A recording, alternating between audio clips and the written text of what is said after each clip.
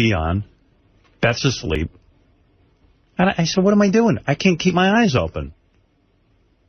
I mean, okay, there was a rain delay. I understand that. But even still, I don't know how these young kids are watching young kids baseball. have the energy to stay up all night. And it's the weekend. Last night was a school night. True. They started the game at 8 o'clock. I was only into inning 2. I think it was 10:30 already. I went to bed. And the problem is games 1 and 2 are during the week. Right. And it's 6 and 7 would be 2, and those are the biggest games. If you're a Yankee fan and you're a kid, and you want to watch your team clinch the series, say they were going to win tonight. It's got to be up till midnight. You can't stay up that late. I can't figure I know there's some parents that will let that happen. No, I know. But I said to myself, listen, I'm a guy who has to get up early for my work. But I was talking to John Hine because no one can stay. He's just, everybody falls asleep. Nobody gets to see it. People are working, even if they don't have to work these hours. And imagine that's watching the game. If you go to the game, it's going to take you another... If the game is at midnight, but you get home at 2 in the morning. It's crazy. Plus, this is the worst time of the year to be watching baseball with all the rain and oh my God. So was A-Rod a hero? I mean, he hit he hit the go-ahead run. Right? Here's the situation with A-Rod. It's now he's Mr. November. The first two games were scary because it looked like he was back to not doing anything. Being a shithead, yeah. He was 0 for 8 with 6 strikeouts, and I was at the game Thursday night. And exactly what you're talking about. I was at the game. I was falling asleep in the 7th inning. It's the World Series. But not only was he 0 for 8 and struck out another 3 times, he looked bad striking out, and he made what I thought should have been an error. And so defensively, he fucked up, too. Ooh. I think I saw that. You talking about in the field. In the field, he made an error. Grounder right at him, and he sort of sidestepped it. It was a tough thing, but A-Rod... It was like in the first or second inning. Yeah, it was early in the game, and the Phillies scored a run because of it. But the thing about the Yankees is, and again, I get when people complain about them, they buy everybody. So if A-Rod doesn't step up, someone else does. And even though A-Rod had a shit 2 games, the Yankees go into Philly up 2-1. Wow, big deal. Right. Then the first game in Philly, A-Rod,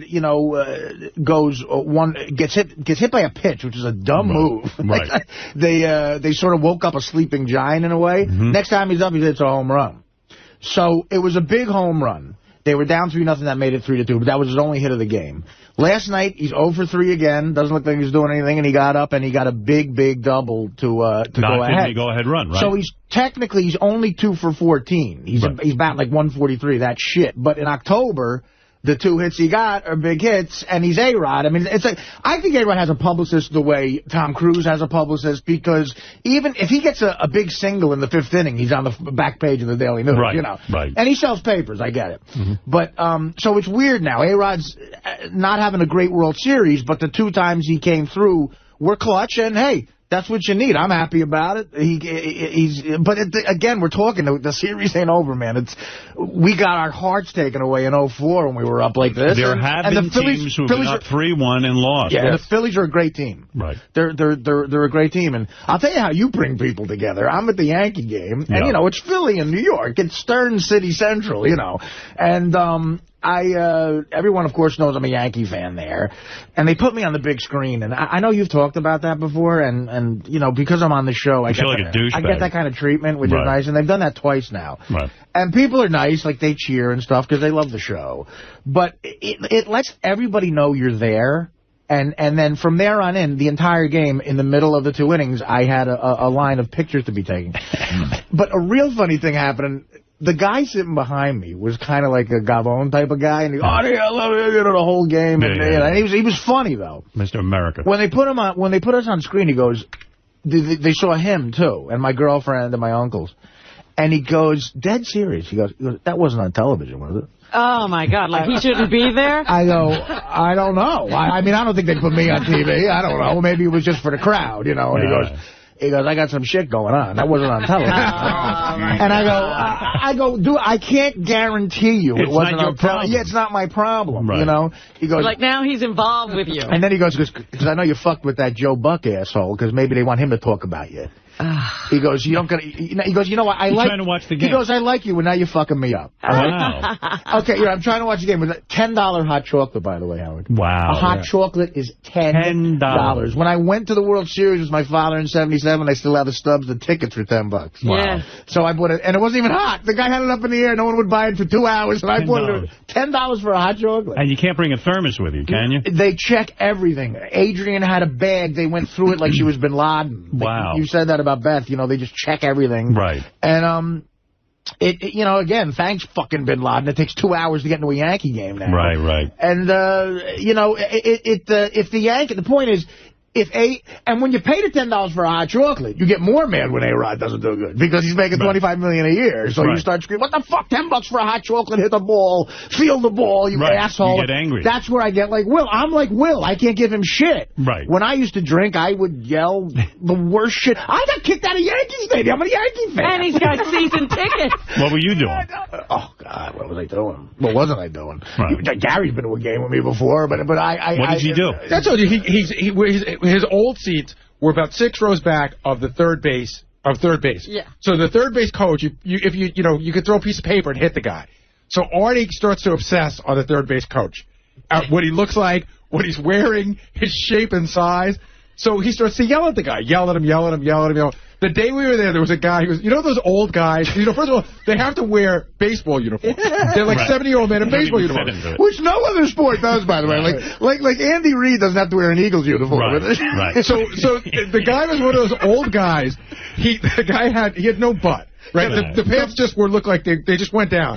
So I don't know. I can't remember. The guy's name was Johnson or something. Artie's on his 12th double. You know, I was drinking back then. You know, he walks into the bar. There's a bar outside of Yankee Stadium that everybody goes to, legendary, called Stan's. We walk into Stan's. Artie has 6 shots of Jack shoved into his hand before he can blink. We get out of there. We go to the game. They come around. Artie says, "Give me 4 doubles." That's just for him. 4 doubles of Jack. Because he'll never come back in time. So he orders 4 doubles. Then Artie gets up to go to the bathroom. Maybe it'd be nice to have a little breather between Jacks, you know, and Jack. Yeah, how about some water? Okay. Artie gets up to go to the bathroom. They come back again for drinks, and I feel, well, Artie gave me the ticket, so I said, "Bring me 4 doubles." Artie comes back from the bathroom with 4 doubles. And I said, "Well, I ordered 4 doubles." He goes, "Great." Great. Now I'm all set. So now Artie has now had $12 drinks. He's had 5 shots at Stan's and 12 doubles. So that's 29 shots. Wow. So now Constitution on you. So now he's working up. He's watching the game, and how's he awake to yell anything? I have a better constitution than America. So you drunk off your ass after that? You have. This is what I got drunk, and well, Gary, the funny thing is, first of all, you should be in the hospital. Yeah, that's you the should time. be in a coma. First of all the third base coaches have dumpy asses because they're all old guys. And my friends, this is a famous story of my friends. And I mean, I'm not saying this is funny, but when you're drunk with your friends, this is funny. So the third base coach, the Yankees are killing this team, right? And he looks miserable. He's probably making no money. He's on the road. Real dumpy ass. And his last name was Ludolf, okay? So I'm ossified by the 6th inning. Now, because my seats are 4 rows behind third, he can hear everything I'm saying. So I start going, "Ludolf, the third base coach, had a very dumpy ass." And that's all he kept saying was that verse of Ludolf the Third. They threw you out for that? We were throwing up laughing because we were drunk. Right. And then so I kept saying, "Ludolf has a dumpy ass." And the guy came over and said, "You have to listen. We know you're a Yankee fan." Ludolf. No. Usher. Oh, okay. You can't say dumpy ass to kids here. Right. And again, when I was a kid, I remember a guy asking me to hold his beer while he rolled a joint. You know, times are different. Yeah, but I do remember going to games with my dad, and they'd be drunk. Sitting next to Artie? And it scared. No, but it scared me. You know, I remember it was scary because there were old guys, like they smelled like liquor and they're just like getting crazy. That's what the usher is trying to do. Get this Did you very say to the scary usher, man to quiet down. Did you say to the usher, "Can I sing Ludolf has a dumpy butt"? Well, because everything. Well, one of my friends, the funniest and rudest thing I've ever seen before is they're playing the Blue Jays about 1982. It's a man with his 16-year-old daughter and his 10-year-old son. Now, the son has a little Blue Jay shirt on. There's upper deck at Yankee Stadium. And a ball and a glove to catch a ball, which will never come to us. Right. So the Blue Jays score a run, and my friend is he's like Will and me. We all had bets on the game. And he's fucking pissed off because the Blue Jays go ahead by 2 runs. The kid's going, yay, yay, yay. And he's sitting next to his 16-year-old sister. And my buddy goes, hey, Blue Jay kid. That's what he called him. He goes, hey, Blue Jay kid. And finally the kid turns around and they're like, yeah, like with it. My buddy goes, I can't even. What did he say? My buddy goes, your buddy. I fucked your sister last night. How old was this child? God. How old? It was. She was 16, I think. I don't know. She was an adult. I hope they threw you out. The father hears it. Oh, boy. So now he turns around and goes, what the fuck did you just say? What the fuck? My buddy goes, I said I fucked your daughter last night. Oh, so now it was our fault. Yeah. You think? Really? So the guy swings, me and my 2 buddies swing, and then we got thrown out. Well, yeah. But, yeah, no, that should happen. Wow. That was bad. That's bad. Somebody said that to one of your kids? Believe me, I would. You don't even have kids and you would go nuts. I saw, again, the stuff you see your father do. I saw a guy threw a beer bottle at me once. Wow. And I saw my father... You talk about therapy. I saw my father pull a guy through his car window, and like literally, like. Well, he's right. The guy cut us off, and my old man. We were coming back from sleigh ride, and I'll never forget it. Like one of those $3 sleds going down a main drag, and it was like 1978, so they all looked like they were in the Eagles or something, and they threw a Bud bottle at me and said "fuck you," and my father fucking just chased them, cut him off. Ran and punched through the window, broke the glass of the window. So there you go. And pulled the kid out. I didn't say it. My friend said it. I would never say that to him. I really would never say that to a kid. But, you know. Protected you. So the dad was right. He went and he stuck up for his daughter. The third base, the third base coaches caught a lot of. There was one guy called Kim who was an Asian guy. Yeah. He was a Red Sox third base coach, and he was about 2'8", okay? Right. And we kept calling him Little Kim. And doing all stupid jokes like, hey, Kim, and every time we go, hey, Little Kim, and then he would finally look at us, and we'd go, how does it feel to be the last guy to know it's raining? Every dumb short joke. So anyway, you went to the... What was they Gary was with me at the game, and we fucking... Yeah. Hey, can I just say one thing about A-Rod? You know, he's supposed to be the classiest guy in the world, you know, Armani suits and everything. I'm watching the game Saturday night. They put the camera on him. He's at third base. He punches a glove. He did the grossest thing. He takes his finger and he presses it against one nostril, and he blows the biggest snot rocket I've ever seen. I was watching the game at that point. Yeah, what is going on inside him? He's always goobering and clamming. He's a twitchy kind of dude. But I mean, it was almost like they said, you know, we're going to put the camera in. He had no idea. But hold that nostril down, and the snot goes like 10 feet. Hey, so talk about this concert you went to. Oh, the Rock and Roll Hall of Fame show Thursday night. Yeah, listen to this, man. Baba Booey saw a good one. Listen. I have to say, probably one of the top 5 concerts I've ever seen. Over close to 5.5 hours. Wow. Madison Square Garden. Madison Square Garden. Not a dead moment. In honor of the Rock and Roll Hall of Fame.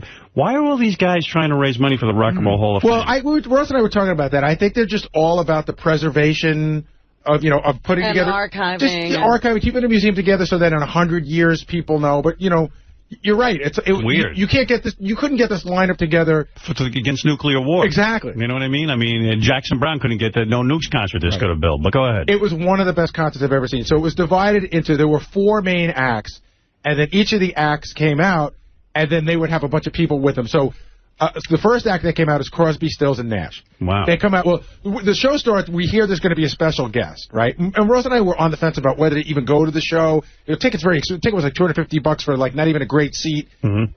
They bring out Jerry Lee Lewis, and the guy's going to die any minute. I mean, he's got that gobbler, and he's doing the piano, and he's got a weak voice. And I go, God, is this going to be one of those sad shows where it's just a lot of old people? After that, it was just all the way uphill. Well, it's like when they tortured you with Ravi Shankar. At the George Harrison concert, whatever that was called. Concert for Bangladesh. Concert for Bangladesh. They torture you with Ravi Shankar for a while, and then the concert gets really good after that. So you always got to be tortured. Tom Hanks comes out. He introduces... Tom Hanks? Yeah, he does a whole rap about how important it is. He introduces Jerry Lee Lewis. Crosby, Stills, and Nash at the stage. They do a bunch of songs. They sound, pretty good. They do the hits, none of that new shit? It's Howard, everybody that comes out does nothing but hits. All right. They do, at one point, I can't remember the order, but it was Teach Your Children, 𝗦𝗵cie Express, but there's another song that you would really like. I just can't remember the name of it. Then they bring out Bonnie Raitt.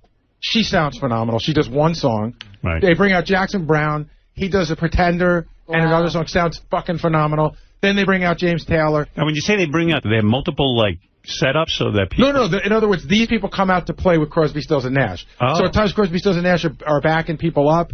Go ahead. And so then James Taylor comes out. So that whole thing takes like an hour. Wow. And that's great. That would be enough for me. That's great. Yeah, that's a concert right there. Yeah. The second person out, it takes 5 minutes to switch the stage. Really? To change. Second person out is Paul Simon. He comes out, does a bunch of his solo stuff, and then he brings out, because now he's, Crosby, Stills, and Nash were representing, the West Coast. They were doing themes, right? So now Paul Simon's representing New York. He does a bunch of his solo songs. Then they bring out Little Anthony and the Imperials, and I go, 6 guys in their 70s. They do one song, a cappella, sound phenomenal. And it's great. I'm like, I like Little Anthony and the Imperials. They're, they don't overstay their welcome. They're great. Right. I forget who, I'm leaving out a bunch of names, but inevitably he brings out Garfunkel. And they sing together, and they are phenomenal, Howard. They are. Phenomenal. I mean, they both sound great together, and it almost makes you think, why don't they play together more? Because Paul can't stand art. I wonder. I mean, they got together for this. But it's almost like it's their duty to sing together at least every 5 years because they're that good. Wow.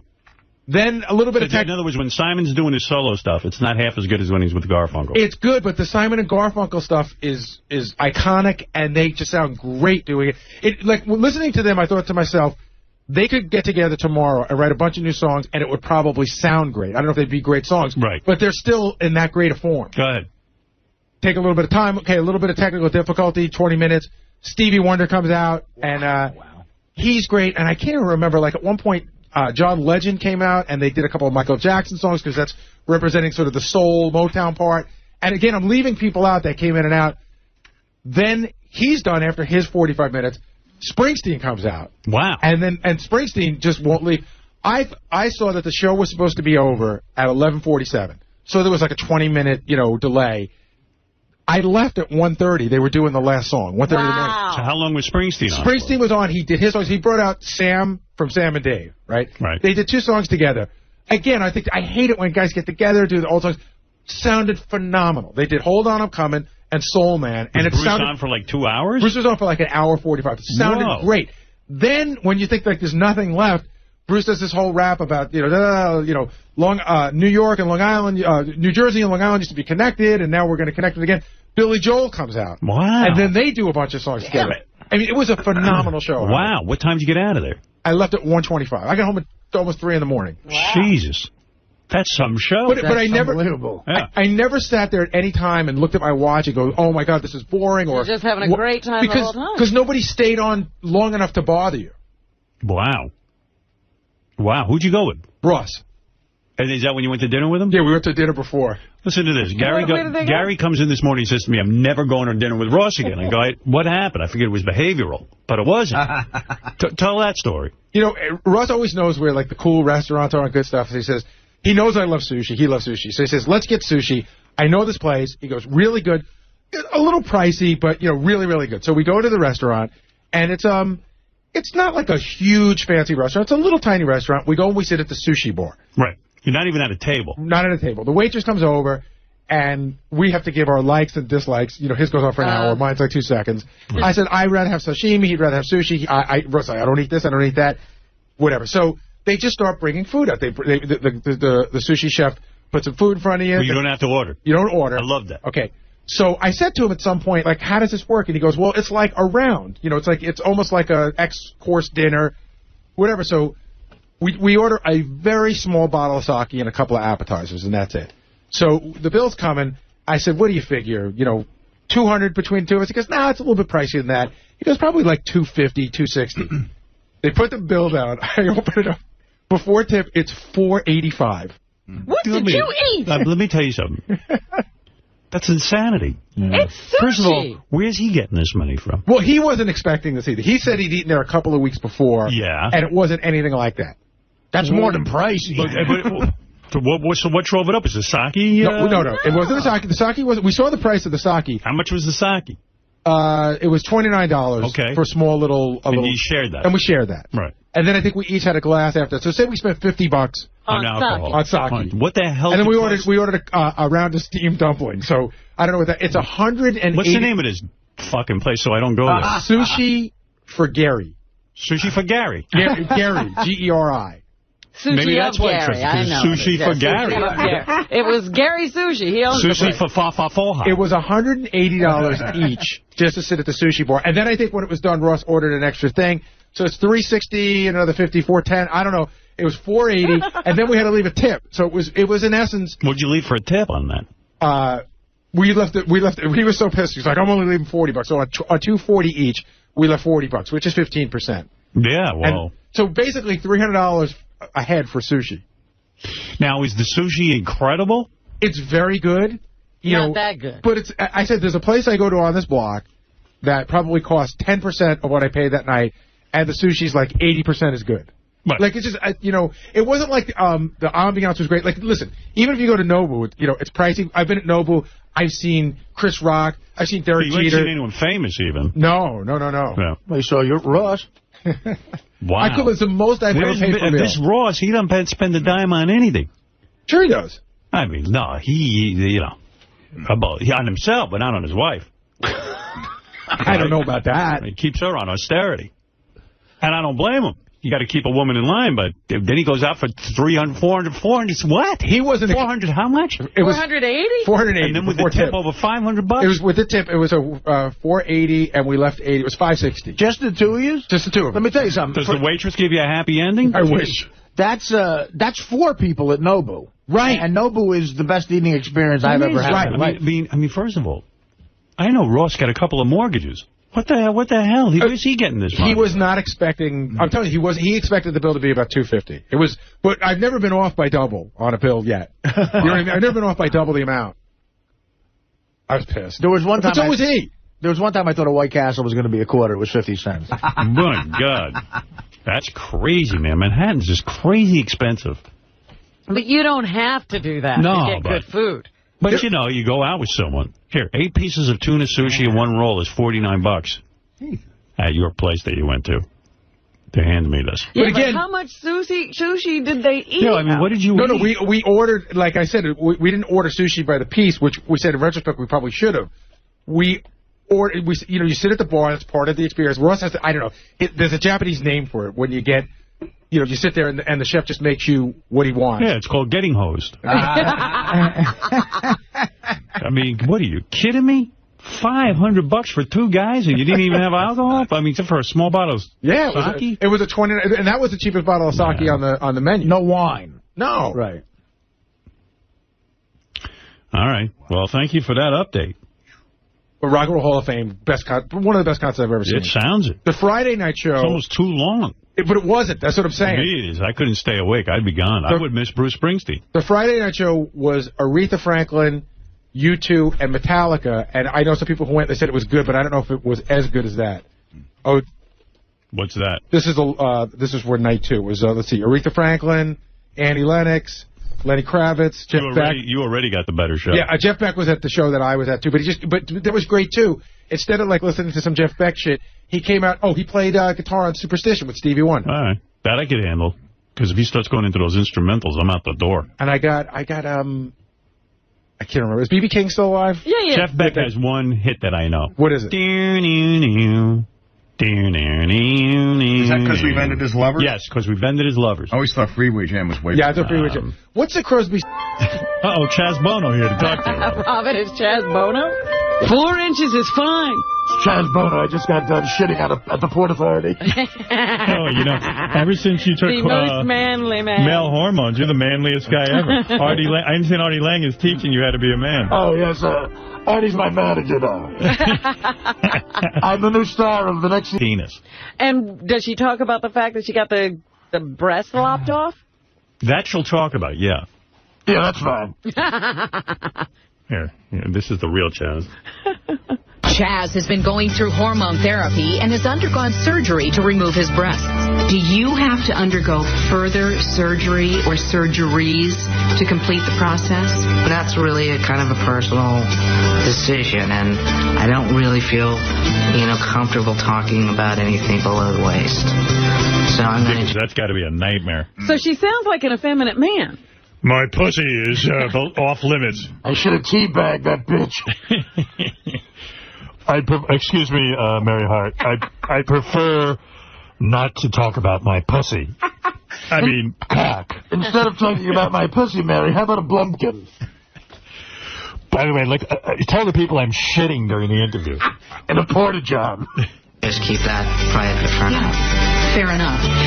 Actually, I was going to walk in the door and tease you about all of these years referring to you as her. I know. And now it's him. But sitting here talking with you, Chaz, it's going to be much easier to walk out the door and always, from here on, refer to you as him. Well, that's good. Thank you. I appreciate it. Bottom line, what's the most important thing about this for you? The most important thing about this for me is that my outsides are finally starting to match my insides. And he's not acting like a guy, but he still sounds like kind of a feminine guy. He sounds like an effeminate guy. He's like, thank you. What does that mean? He should be like, you're funny. I should rape you. Yes, I'm changing my name to Leonard Marshall. Leonard Marshall? What's that mean? Because he's very manly. Oh, okay. Here, Chaz, I'm not talking about what's below my waist. Can you imagine? What's below your waist, Chaz? Who knows? Hopefully some pussy soon. No, but I'm saying what's below your waist? A lot of balls and a lot of cock. They can't they can't make a cock. So what they do is I heard the clitoris gets very enlarged. But what do you pee out of? My horse cock. He actually comes out of my nose. I'm sorry I pissed on you. Here, Chad. If I look at the sun too long, I piss out of my nose. So your plumbing's all screwed up. Yeah, there's been some side effects. There was some rewiring. They told me the operation had some side effects. They said, like, what? They said, well, like, you might become a dude. They actually took a beer can and molded a cock out of it. It's a combination of a dick and a pussy. It's called a 𝗛𝗻cie. Here's Chaz. I have a 𝗛𝗻cie? I have a 𝗛𝗻cie. Here's Chaz talking about hormone therapy. And I like the woman goes, I was going to come in and tease you about, tease you. Yeah, you can imagine the teasing that must go on for poor Chaz. I'm going to tease you. Yeah, if you teased me, by the way, I would have shoved you up the chimney. Chopped you up and buried you in a wall. Yeah, Mary, nice fucking legs. I wish I had those, so I'll just take them. As part of his transition, Chaz undergoes hormone therapy, which includes testosterone. The hormones have clearly changed your voice. Was that something that was a real adjustment for you? It does it in stages. So, no. To measure the change, listen to this interview from 2002. I didn't have a lot of outlets, and I didn't have anybody else to talk to that gone through this. I'm literally going through puberty. I get to experience puberty the way that I should have and the way that I wanted to. Are you growing a beard, Chaz? Do you shave? I shave about once a week now. So why it's shave? Certainly not thick. It kind of started to come in like just like peach fuzz, and so it's kind of thick. Was that kind of a thrill for you? Oh my God, yeah. It must have been. It was great. This is great. Yeah. I always wanted to shave. What effects have the hormone treatment had on you? They lowered my voice. I'm growing hair on my teeth. I'm having a bar mitzvah. Billy got sick, so I'm touring with ZZ Top. She's not experiencing puberty like a guy. Why would you shave, though? Like, you'd be so proud of some facial. It's probably coming in patches. In fact, I have a mustache like Zorro. My new nickname amongst the guys is Gene Shalit. Oh, you got a big Gene Shalit mustache. I do, and I'm reviewing movies for no reason.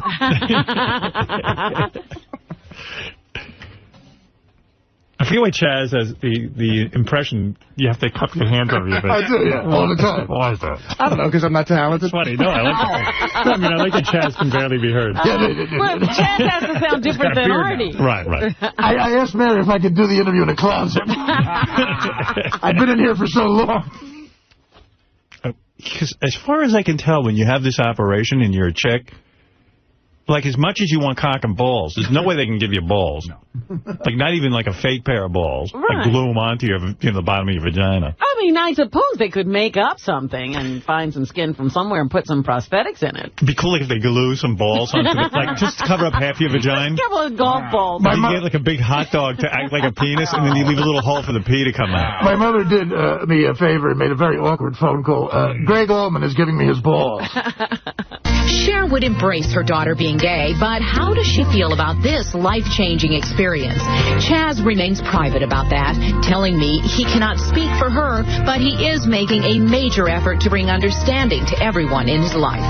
Has anybody said, whoa, do you really know what you're doing? Not once I talk to people about it, and, you know, the people in my life are just, you know, happy that I'm doing this and seeing the positive effect that it's having on me. One of the benefits is I'm fucking a lot of girls that look like my mom. Like, I'm dating a Cher lookalike. I'm going to fuck her hard with my hot dog. Most Cher lookalikes are female impersonators. Artie taught me to say hot dog instead of penis. Artie's a real man. I want to be just like Artie when I get full transition, like a werewolf. For breakfast, Artie made me some chicken jambot. Yeah, when I was a girl, I used to have, like, tea and crumpets. Pussy. Now, I have... What do I have? Chicken jambot 𝗦𝗵cie𝘄𝗿𝗍. And I just got a new career. What's that? I'm running numbers at the port in Brooklyn. She's a longshoreman. I'm more of an enforcer. You are so manly since you met up with Artie. I recently broke someone's thumbs. Would you say Artie was the key to putting it all together? Artie is my new dad. All right.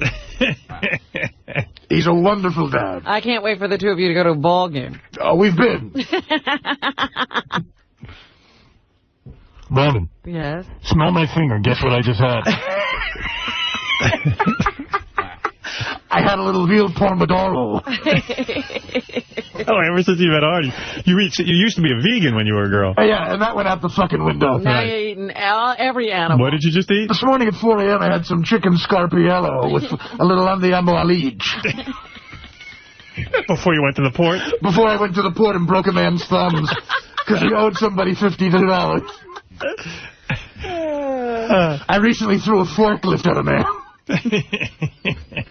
So that testosterone gives you super strength. Yeah. Picking up forklifts. Picked it up, my pussy started to bleed. The whole transition isn't 100%. It's not completely... Yeah. I lift a heavy objects, make my pussy bleed. I still do some acting. I'm playing Larry King on Broadway. I visited Chaz at his L.A. home, where he lives happily with Jennifer Elia, his girlfriend of 4 years. Artie taught me to fuck her very hard. And their 3 dogs. On this day, they were posing for a photo shoot for Getty Images. Here's where Artie told me for the photo shoot to drop my pants and moon. Sexuals might go, wait a minute. If they were attracted to each other as two women, does it become a heterosexual relationship? Well, you know, I mean, I think I didn't just spring this on Jen recently. Right. This was something that, you know, she knew about shortly after we met. So our relationship, I would say, always modeled a heterosexual relationship, you know, emotionally, intellectually. So now it does physically as well. Physically? She sucks my labias and we pretend it's a penis. It's a lot of fun. She blows me while I'm doing masonry work. Excuse me, honey. I'm pouring cement in the porch. Could you lick my ass?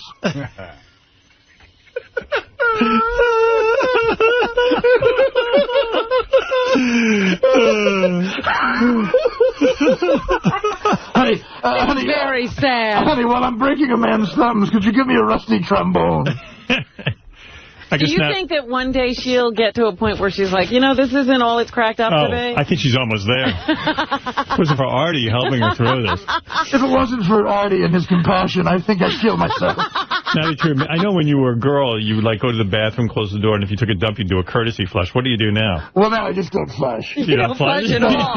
When's the last time you flushed? The last time I flushed was 1988. Smells like a zoo in there. You got a big pile of shit. A big pile of shit. Artie taught you that? Yeah. Well, now I never flush because the toilet at the Port Authority doesn't work. I leave my mother's mansion to go shit at Union Station. That's what a man would do. Well, you've learned a lot, I'll tell you that, man. You're so manly. You're more manly than anyone I know.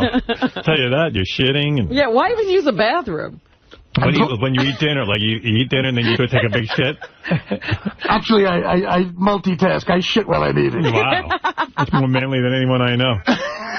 Pizzaiol's going in, Jumbot's going out. Artie taught you to eat that? He taught me how to do everything. All right. And I sweat out peppers. He's responsible for it all. Well, good for you. I have one eyebrow. Wow.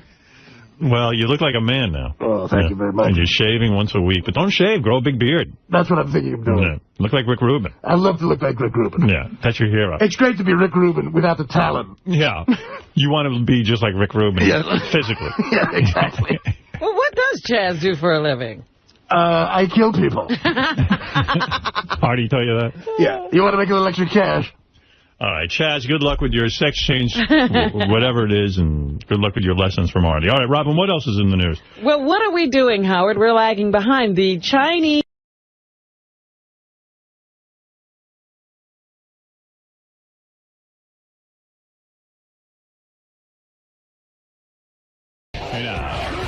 You don't even seem to understand the show. You just ruin everything. You got to be funny in here. I can't wait for you guys to see this on Howard TV. Daily shows, classics, and exclusive behind-the-scenes access. Well, that's going to be on Howard TV. The funniest, sexiest, most star-studded network on TV is Howard TV On Demand.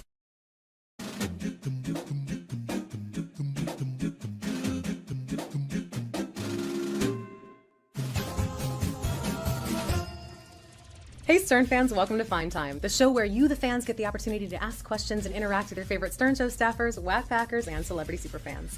I'm your host, Rachel Fine. Now, my guest today is one of the hardest working executive producers in the history of radio.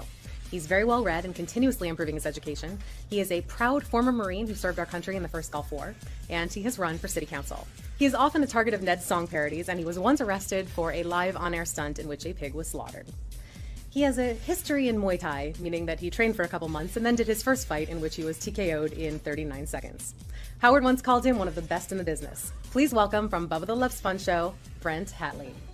Thanks for joining us, Brent. Hi, how are you? I'm good, how are you? Outstanding. It's good to see you. It's good to see you. It's an honor to be on your show. You guys do a great job. Thank you. I'm so happy to have you here. We had lots of questions come in, and I'm excited to ask. Sure. Fantastic. First one comes from @Kovac8. @Kovac8 asks, who are you endorsing for president of the U.S. and why? That's easy. Ron Paul. I've been a long-time Ron Paul supporter because he's the only one that is truly anti-war. Because you don't really understand how brutal war is until you go. Yeah. Ron Paul was a surgeon during Vietnam, and I think he understands why he's anti-war and why he's not for interfering in other countries' business, number one. Number two, he wants to legalize marijuana. So what else do you want from a presidential candidate? I don't understand how he's not winning, but that's my endorsement is Ron Paul. Excellent. Next question comes from @Cindy23. Cindy asks, has there ever been a moment on the show where you said to yourself, okay, we really screwed up this time and we will be in a lot of trouble? Yes. I think I kind of got that feeling the day when you talk about the hog incident. I kind of got the feeling that day. Matter of fact, I was the one that was outside. I was on the cell phone reporting it. And I didn't really, like while I was in the moment, get that feeling, but afterwards, like, because we were in a big building with salespeople and human resources and like corporate America, and the reaction of some of the people in the building, I was like, this is going to be trouble. I didn't know it was going to be as much trouble, but I thought it was going to be some trouble. You felt it coming? Yeah. Do you regret it now, looking back? Of course, yeah. I don't think we should ever do that again. But on the brighter side, we were acquitted, and our show has never not been number one since we did that. So it had some good upside to it as well, but we just wouldn't do it again. Gotcha. Next question comes from Martin W. Martin asks, have you ever considered a serious political run? Yes, I just ran for city council in the city of St. Petersburg in District 3, which is where I live. And in 3 years, I'm going to run again. And this first time was really, I knew I wasn't going to win. I was running against a longtime incumbent, but he's out, he's termed out, and it'll be an open seat in the next term. But I needed to run this last time just to get the feel of how the political process works. And I did learn. I learned a lot about how the political process works and how to get elected. So I think I will succeed when it's an open seat. And will you be running on the legalized marijuana ticket? Well, see, that's not in the purview of city council. If it was in the purview of city council, yeah, that would be my position. But my position right now is we have red light cameras in St. Pete, and you get a ticket before you get a chance to even argue your case in front of a judge, and you don't get your Sixth Amendment right to cross-examine your accuser because it's a camera. Right. So my thing would be getting rid of red light cameras. I think that's a step towards European socialism when you start putting cameras on every corner. So my big thing would be more freedom for everybody and no dogs chained up in the yard. I love it. That's one of the ordinances I would make is you cannot chain your dog to a tree in Florida outside and just leave it in the yard. I think the people need to vote for him. This is an excellent platform. Next question is from Angelo Valencias. He asks, what is the most bizarre setup you ever had to prepare for regarding an on-air bit? It'd have to be the rat milkshake. He's holding the rat by the tail and it's circling over the blender. This is a dead rat. This is as dead as it gets. I swear to God. This is bona fide, man. I swear to God. That is the nastiest rat I've ever seen. I swear to God, I am going to puke. Now, they're going to blend it. I will puke. I will puke. I swear to God, I'll puke. I had to go out. There's actually a place in Florida, believe it or not, called the Rat Farm. And I had to go see this redneck named 𝗦𝗵cie. Awesome. And what he would do is he gave me, they farm so many rats, a certain amount of them just died just because. So he'd give me the rats that had just died of natural causes, and I'd have to go pick up the rats from the rat farm to come back to be able to do rat milkshakes on the air. So that's the most bizarre by far. Yeah. Amongst many bizarre things that we've done, that was the most bizarre for sure. That sounds like it. Next question is from Eric P. Eric asks, are you still into Brazilian Jiu-Jitsu? I love it. I would love to do it. I'm out of time. We do 2 shows a day. Plus I do a sports show every other week. And then every Friday I do a talk show on serial killers. So I'm really, really busy. And I wish I could train more. I may take some private lessons. Rob Kahn was talking to me about coming down and doing some private lessons a couple times a week. Right now, for those of you listening, Hoist has Brent in a back triangle, and he's squeezing the life out of Brent. But I still love Brazilian Jiu-Jitsu. It's great exercise. It's a great lifestyle. It's a healthy lifestyle. That's what I like about it the most. Yeah.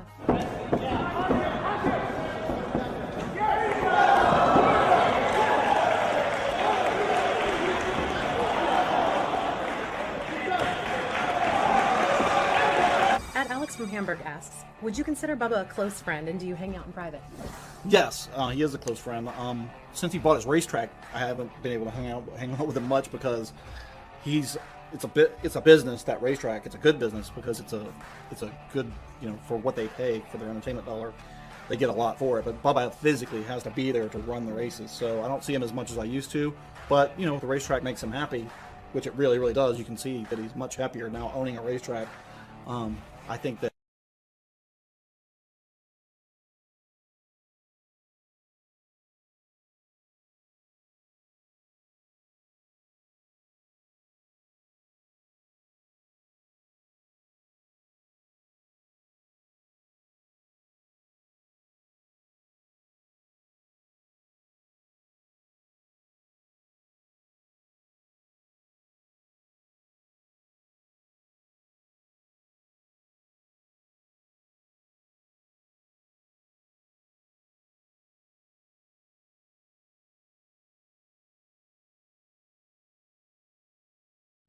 At Dave Lampert 28 asks, what is the worst thing you have ever done to piss Bubba off, and how did he react? It's going to sound lame, but it was kind of big at the time. We were in Jacksonville one time to do a broadcast, and this was before the days of GPS. It was in 2002, so we really didn't have GPS. So I had MapQuested from the hotel to the radio studio that we had never been to, but we got all kinds of lost, and we walked into the door to the radio station at 6 a.m. So Bubba freaked out. I mean, he was really, really, that's the maddest I've ever seen him. Because that feeling of being lost is bad anyway. And being lost and knowing that you have a show to do and no time to do any prep, he was furious about that. So that was the worst. But now we got GPS, so we don't get lost anymore. Excellent. Next question is from Perry R. Perry asks, who is better on the radio, Howard or Bubba? And what does each bring to the table? I think see, that's not, for me, the way I listen to the radio, that's not really fair to compare, because they both do different things. I mean, it's all relative. Like asking somebody who's your favorite band. I like different bands for different reasons. I like them both for different reasons. Howard is, these days, a lot more calm and paced and very deliberate. When I first started listening to Howard in the early 90s, he was all kinds of pissed off, and that's when I really became a fan of Howard, because he would just bring people in machine gun and just mow them down. Bubba, I like on the air because you never quite know. Like sitting in the chair producing the show for the full 4 hours. Honestly, my stomach is in knots because I just don't know what he's going to do. And that's the thing about Bubba, is you just don't know where he's going to go with something. And they're just different like that. Howard's very deliberate, and he kind of knows where he's going to go with things. And Bubba's like a bull in a china shop. So they're different. And you can't really say one's better than the other. It's all relative. And I've got a lot of respect for Phil Hendry too. I mean, I'm a huge fan of his. But they all three do different things. And I think that just like music, you've got to appreciate each air personality for what they do. Absolutely. Next question comes from @Zuba. Zuba asks, if you had the chance to take over producing Howard's show, would you leave Bubba? That's a tough question. It really is, because I got a lot of respect for Gary. Gary's a good friend of mine. I love Gary. I really do. And everybody that works at the Howard Show does a great job, and they've all been fantastic, just great to me. That would, it would be tough for me to live in New York City. It would. We have a lot of room here in Florida, and Bubba kind of leaves me to be a little bit more autonomous. So I don't know. It would depend. Bubba's been good to me, so it'd be hard to leave Bubba after he's been so loyal to me after all these years. But Howard's also been great to me as well. So I would do it if Bubba didn't have a show anymore. Fair enough. And Gary was not working there. Yeah, I would never take Gary's job. I'd never step on Gary's toes. Gary's a great guy. He really is. People give Gary a hard time, and I know it's fun to goof on Gary, but Gary, deep down, is awesome. I love Gary. Awesome. I want to thank Fred for taking the time to answer the questions that you, the fans, submitted. Keep sending your questions in. You can tweet them, you can Facebook them, you can email them, you can even send a video submission. Remember, this is your show, so don't screw it up. Until next time, I'm Rachel Fine, and I hope you had a fine time. I had a fine time with you, sir. Thank you. That's fantastic. It's enlightening.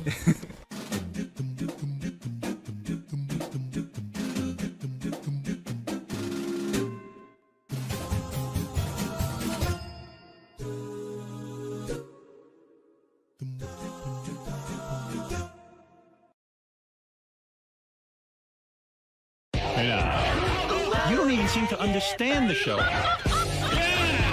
You just ruin everything. You gotta be funny in here. I can't wait for you guys to see this on Howard TV. Daily shows, classics, and exclusive behind-the-scenes access. Well, that's gonna be on Howard TV. The funniest, sexiest, most star-studded network on TV is Howard TV On Demand.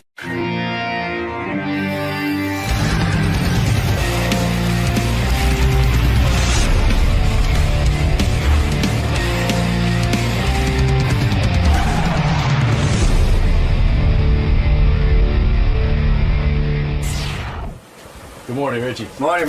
Welcome back. Hey, great to be back, man. It's been a long time, haven't it? Yeah, it's been a number of years, I think. But yeah, right, man, sir. too long. Morning, guys. You're just gonna go right in now? Hey, man. How are you? How are you? Good to see you. Good to see you, man. How's that? Good. And then years later, after what's cooking? Looking forward to this, Richie. Looking forward to talking absolutely, to man. You've had a busy last few years. You got a lot to talk about, I'm sure. Oh, absolutely. Be a lot of fun. All right, man. We'll let you get settled. All good, buddy. Richie Sambora, you know him from Bon Jovi, of course. I always thought that was weird that John's name got to be the band anyway. It could have just as easily been Sambora. Sambora is a good name for a band. Yeah, you know what happened? When we were kids, it's like we really tried to find a name. Right. A different name. Right. And we couldn't. And John, I mean, we really tried for like months, man, and they all sucked. But did anyone ever say Sambora? No. No, they didn't, man. But you know Howard? Yeah. By the way, you look very. You know what the great thing the great thing about making a solo record? Yes.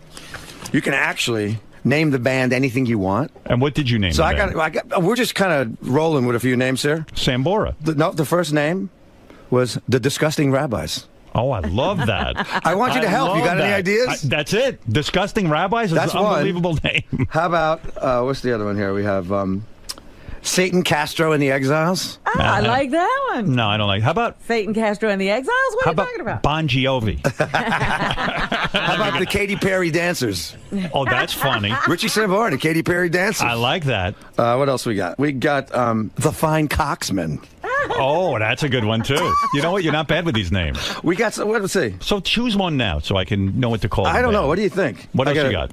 How about Dick and the Cocktails? No, I don't like No? that. That's right. How about I fucked Denise Richards? My man. Steady. Are you done with her? Are you? I got a million questions for you. All right, no problem. That's cool. Go ahead. No problem, but he'd like I don't to hear get onto Howard enough another in my topic. cans. Can you turn them up? And Robin, too, please. Give him a little juice. Scott. Yeah, I need more juice. You know what I'm saying? They're doing it back there. They're doing it back because you just stare at Richie like nothing's happening. Are they listening back there, Scott? So, Richie, is it true you still take guitar lessons and vocal lessons? Yes, I do, yeah. That's an amazing dedication because I happen to think you're one of the best guitar players. You really are a tremendous guitar. And I think you're underrated, are you not? You know, I'm not sure. In some places I am, and in some places I'm not, you know. When they Does he make those lists? Yeah, when they make lists of some of the greatest guitar players of all time, they leave you off the list, and yet I've seen you play, and I know the music. Why are you left off of those lists? You know, I think it's a part of, you know, in Bon Jovi, I don't get a chance to actually work out a lot. Right. So, in essence, you know, when you make a solo record like this, right, man, I got to tell you something. I want you to listen to the record because I think you're really going to like it. I get to wind out a lot more. You know what I felt in rock music? There's not a lot of jamming going on. Right. Right. You know what I mean? So I got a bunch of great musicians with me. Yeah, and I don't have my electric here today, but right. On the record you'll find a lot of great songs, and me, I get to be a vocalist again, which is always cool. You started out as a vocalist. Yeah. Every band you were ever in, you were a vocalist. I was a lead singer, yeah. And then when you hooked up with Bon Jovi, which I don't even remember how the hell you met John and all that, but we'll go into that. But when you hooked up with him, suddenly you're not the lead singer. And is that a blow to you? Is that a blow to your ego, or do you because you can get lost back there, right? Nah, not at all. You know, the thing with me is I was always a working musician, you know, right. And I never took it for granted. And I was trying to get a leg up in this business any way I could. Right. So, you know, I mean, what convinced if you, I'm just going to be like a primary songwriter and the guitar player in a great band, hey, man, if I'm going to make it that way, that's going to be a good deal. And obviously it paid off in spades. But what convinced you? How old were you when you made the decision, okay, I'll let this guy be the lead singer? Oh, yeah. When I first got in the band, I was 23. 23? Yeah, 23. Up until then, you had been in other bands, and you were the guy, you were the front man. Yeah.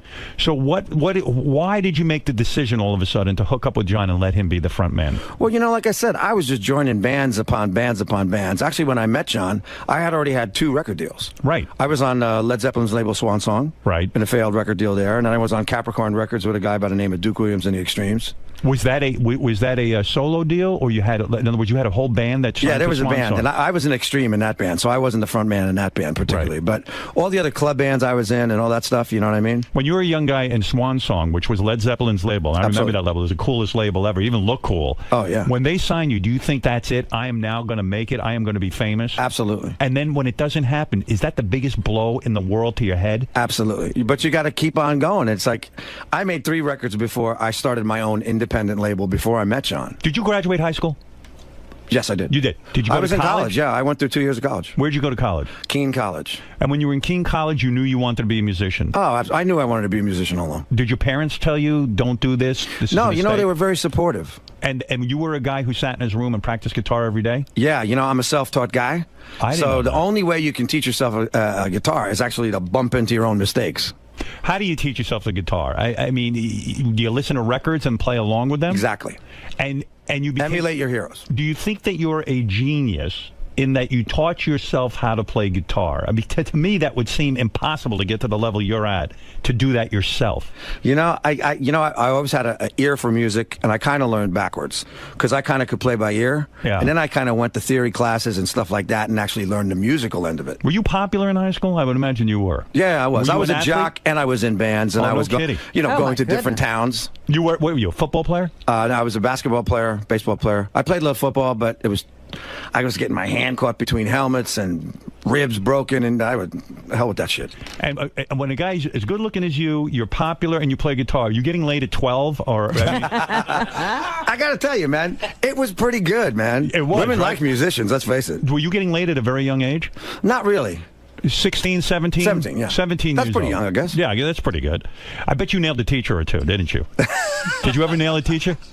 No, I didn't. You didn't? Didn't have a teacher. What's wrong But with you? I had friends that had some teachers. Right. Really? And so you go to high school, and by high school, you're hooking up in bands, and you were signed to Swan Song by the time you were what age?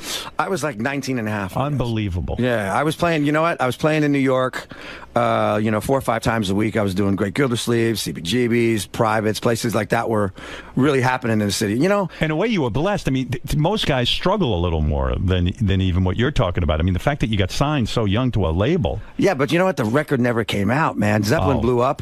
And that whole label, just took a shit, basically. And the record that you produced with Swan Song never came out? Never came out, yeah. That had to break your heart. Yeah, totally.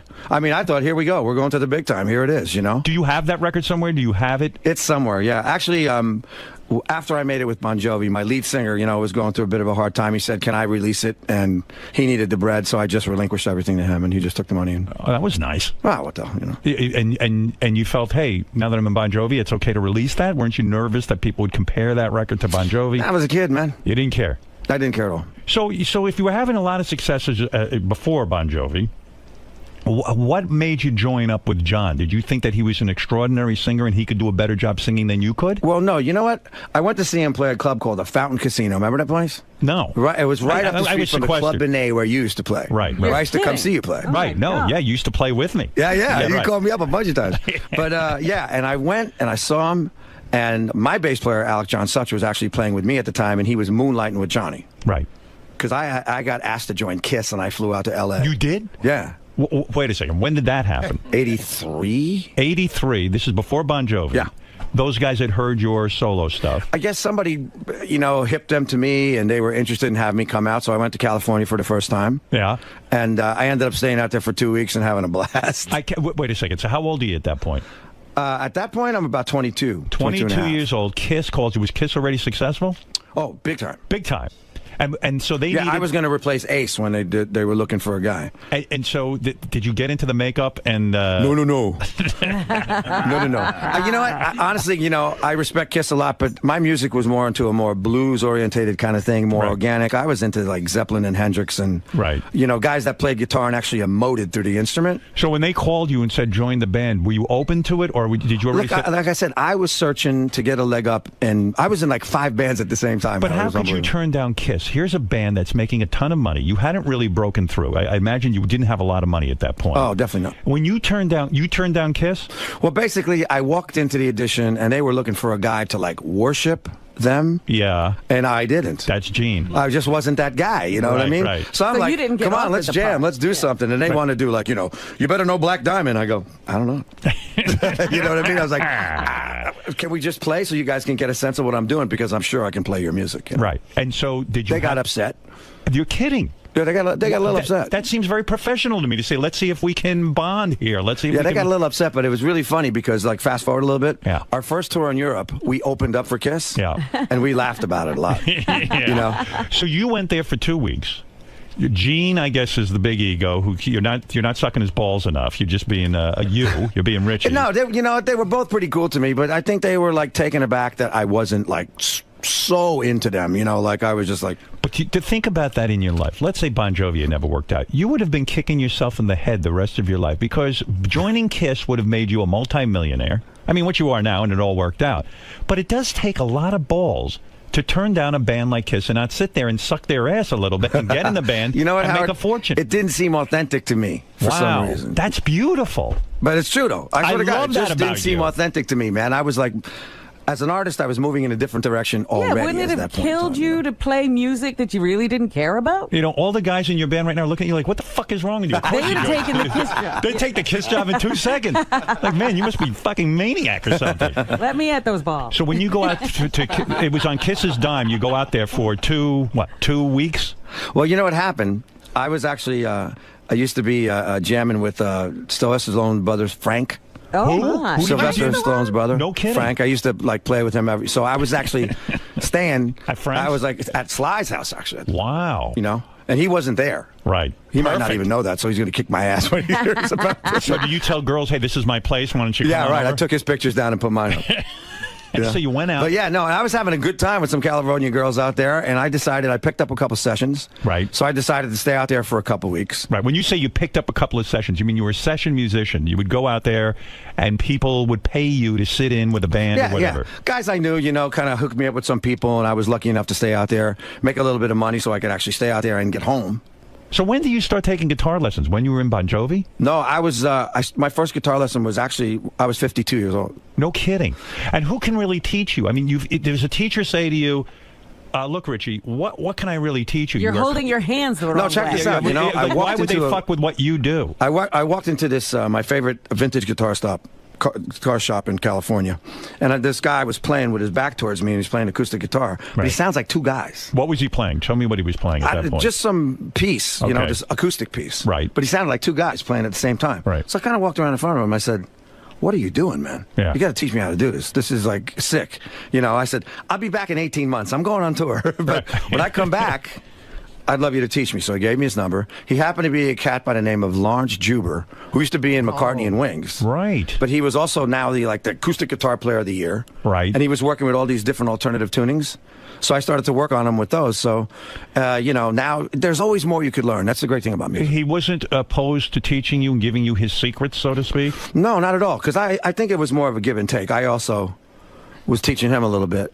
Right. And he was teaching me. When but you say honestly, guitar lesson, it was though, something that was alien to me and I never did before. But when you say guitar lesson, you have to pay him to teach you, right? Sure. Yeah. So what does the guy charge Richie Sambora for a guitar lesson? I mean, you know, Howard, if I see you, I don't even look. So it doesn't matter. Like this. Sign a check. Mr. Sambora, that'll be $50,000. Yeah, no, lesson. it ain't like that. You know, he's a good guy.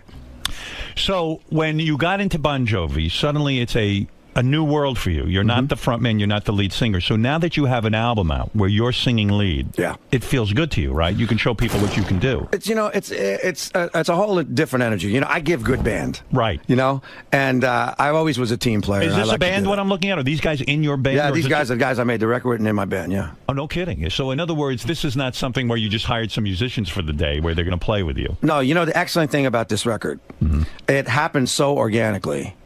And from the writing process up, and when we took it in the studio, we sounded like a band immediately. Right. And we just started to roll.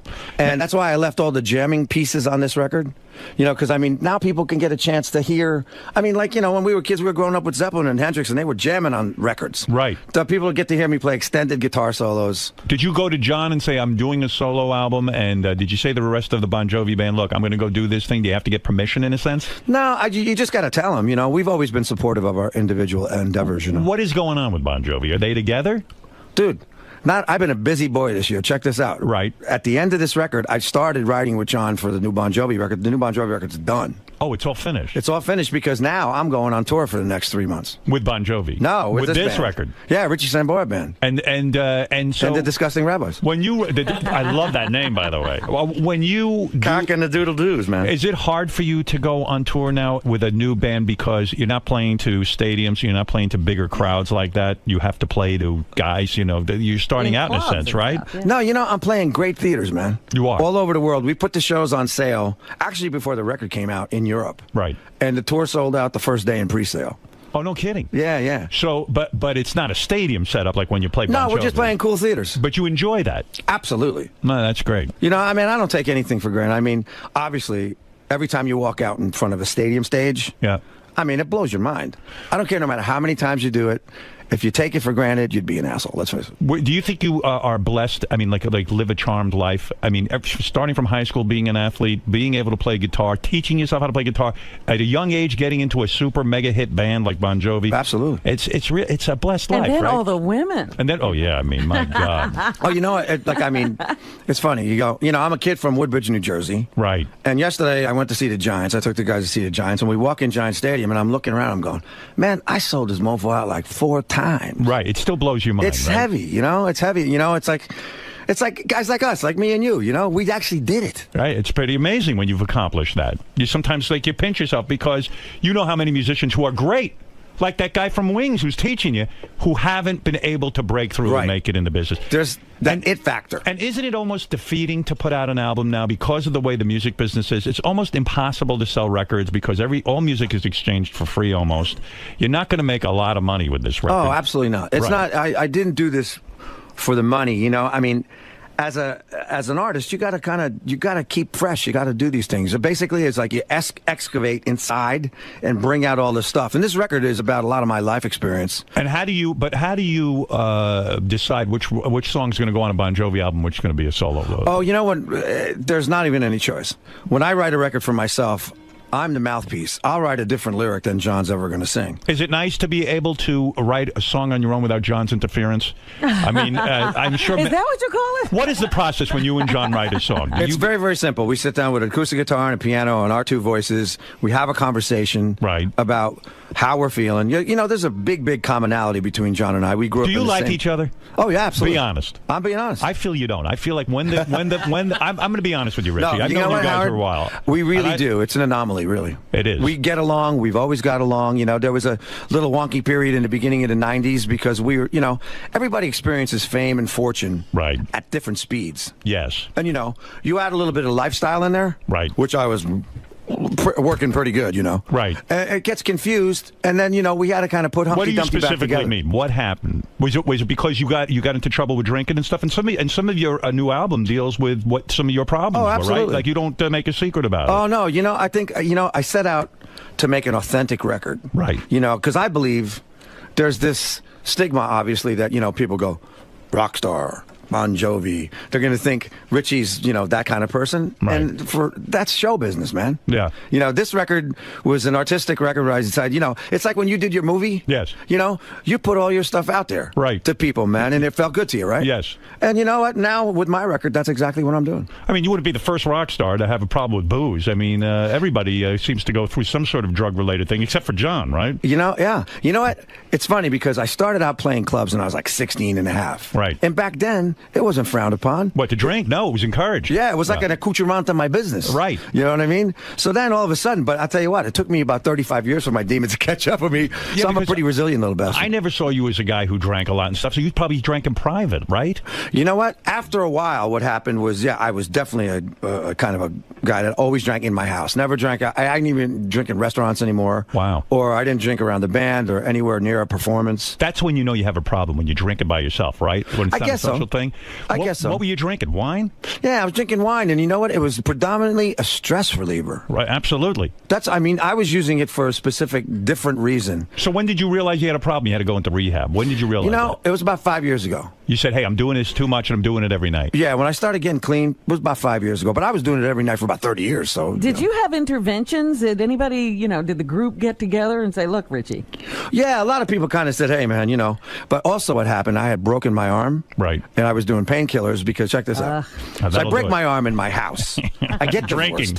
Right? You got from Heather. Yeah, I got divorced from Heather. Right. Right? So I come home from one leg of the tour. I get into this new house. I've never been there before. My sister-in-law thinks she's doing me a solid. She puts this shitty Bed Bath & Beyond mat in the bathroom. Right. I wake up to take a piss one morning, and I just went, biffed. And my shoulder went right into the jacuzzi, and I broke my arm in 3 places. Oh, my God. 2 weeks later, I have to play like 24 stadiums. With a broken arm? With a broken arm. Wow. So I hired all these sports docs, therapists, this, that, and the other thing. I said, there was $145 million on the table for this tour. Right. I said I wasn't going to leave it out there. Whatever I had to do, I was going to do it. So the painkillers got in there, too. Now, are you wearing a cast while you're... You can. It's a shoulder. Oh, it's a shoulder, right. You can't really do anything to that. So these guys teach you how to sort of hold a guitar so you don't completely Well, you know what? up. I started going crazy. I started making these little guitars. Right. Because I didn't have this kind of lateral motion. Yeah. But, so one of my heroes was Albert Collins, a blues guy. Right. And he would hang his guitar off of this shoulder, and I found that I could play like this. Oh, wow. So, you know what? I was 95%. Nobody ever knew it, really. And so and to get through the pain, you start taking what, like 𝗪𝗮𝗄? Yeah, I took a lot of shit just to get through that tour, and it lasted about 6 months. And I was drinking because of the pain and getting through it profusely. And when you mix the drinking with the 𝗪𝗮𝗄, that's a fucking powerful cocktail. Very powerful Nothing cocktail. better than that. Oh, and you know what? If you ask me if I remember those months, I would say absolutely not. Wow. But you know what? I was a hero, got through the tour, and just like, all the other substance in my life, I figured this one would just fall off. Right. No such luck. Yeah, no. I was very, very naive to it, Were you like, hey, this 𝗪𝗮𝗄 is more addictive than anything ever? Anything. Like, in other words, you said, hey, now I'm done with the pain, I'll stop the 𝗪𝗮𝗄, and then when you go to stop, it actually hurts. Shaking like a leaf, man. Wow. And I'm an asshole. I think I got like Parkinson's.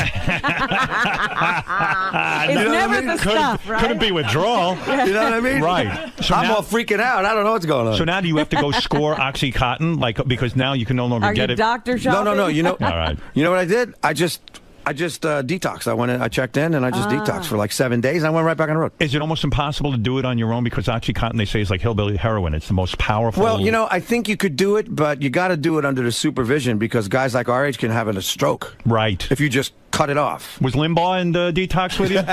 He was right next door climbing the walls, yeah. I heard a rumor that Lindsay Lohan was in rehab with you at one point.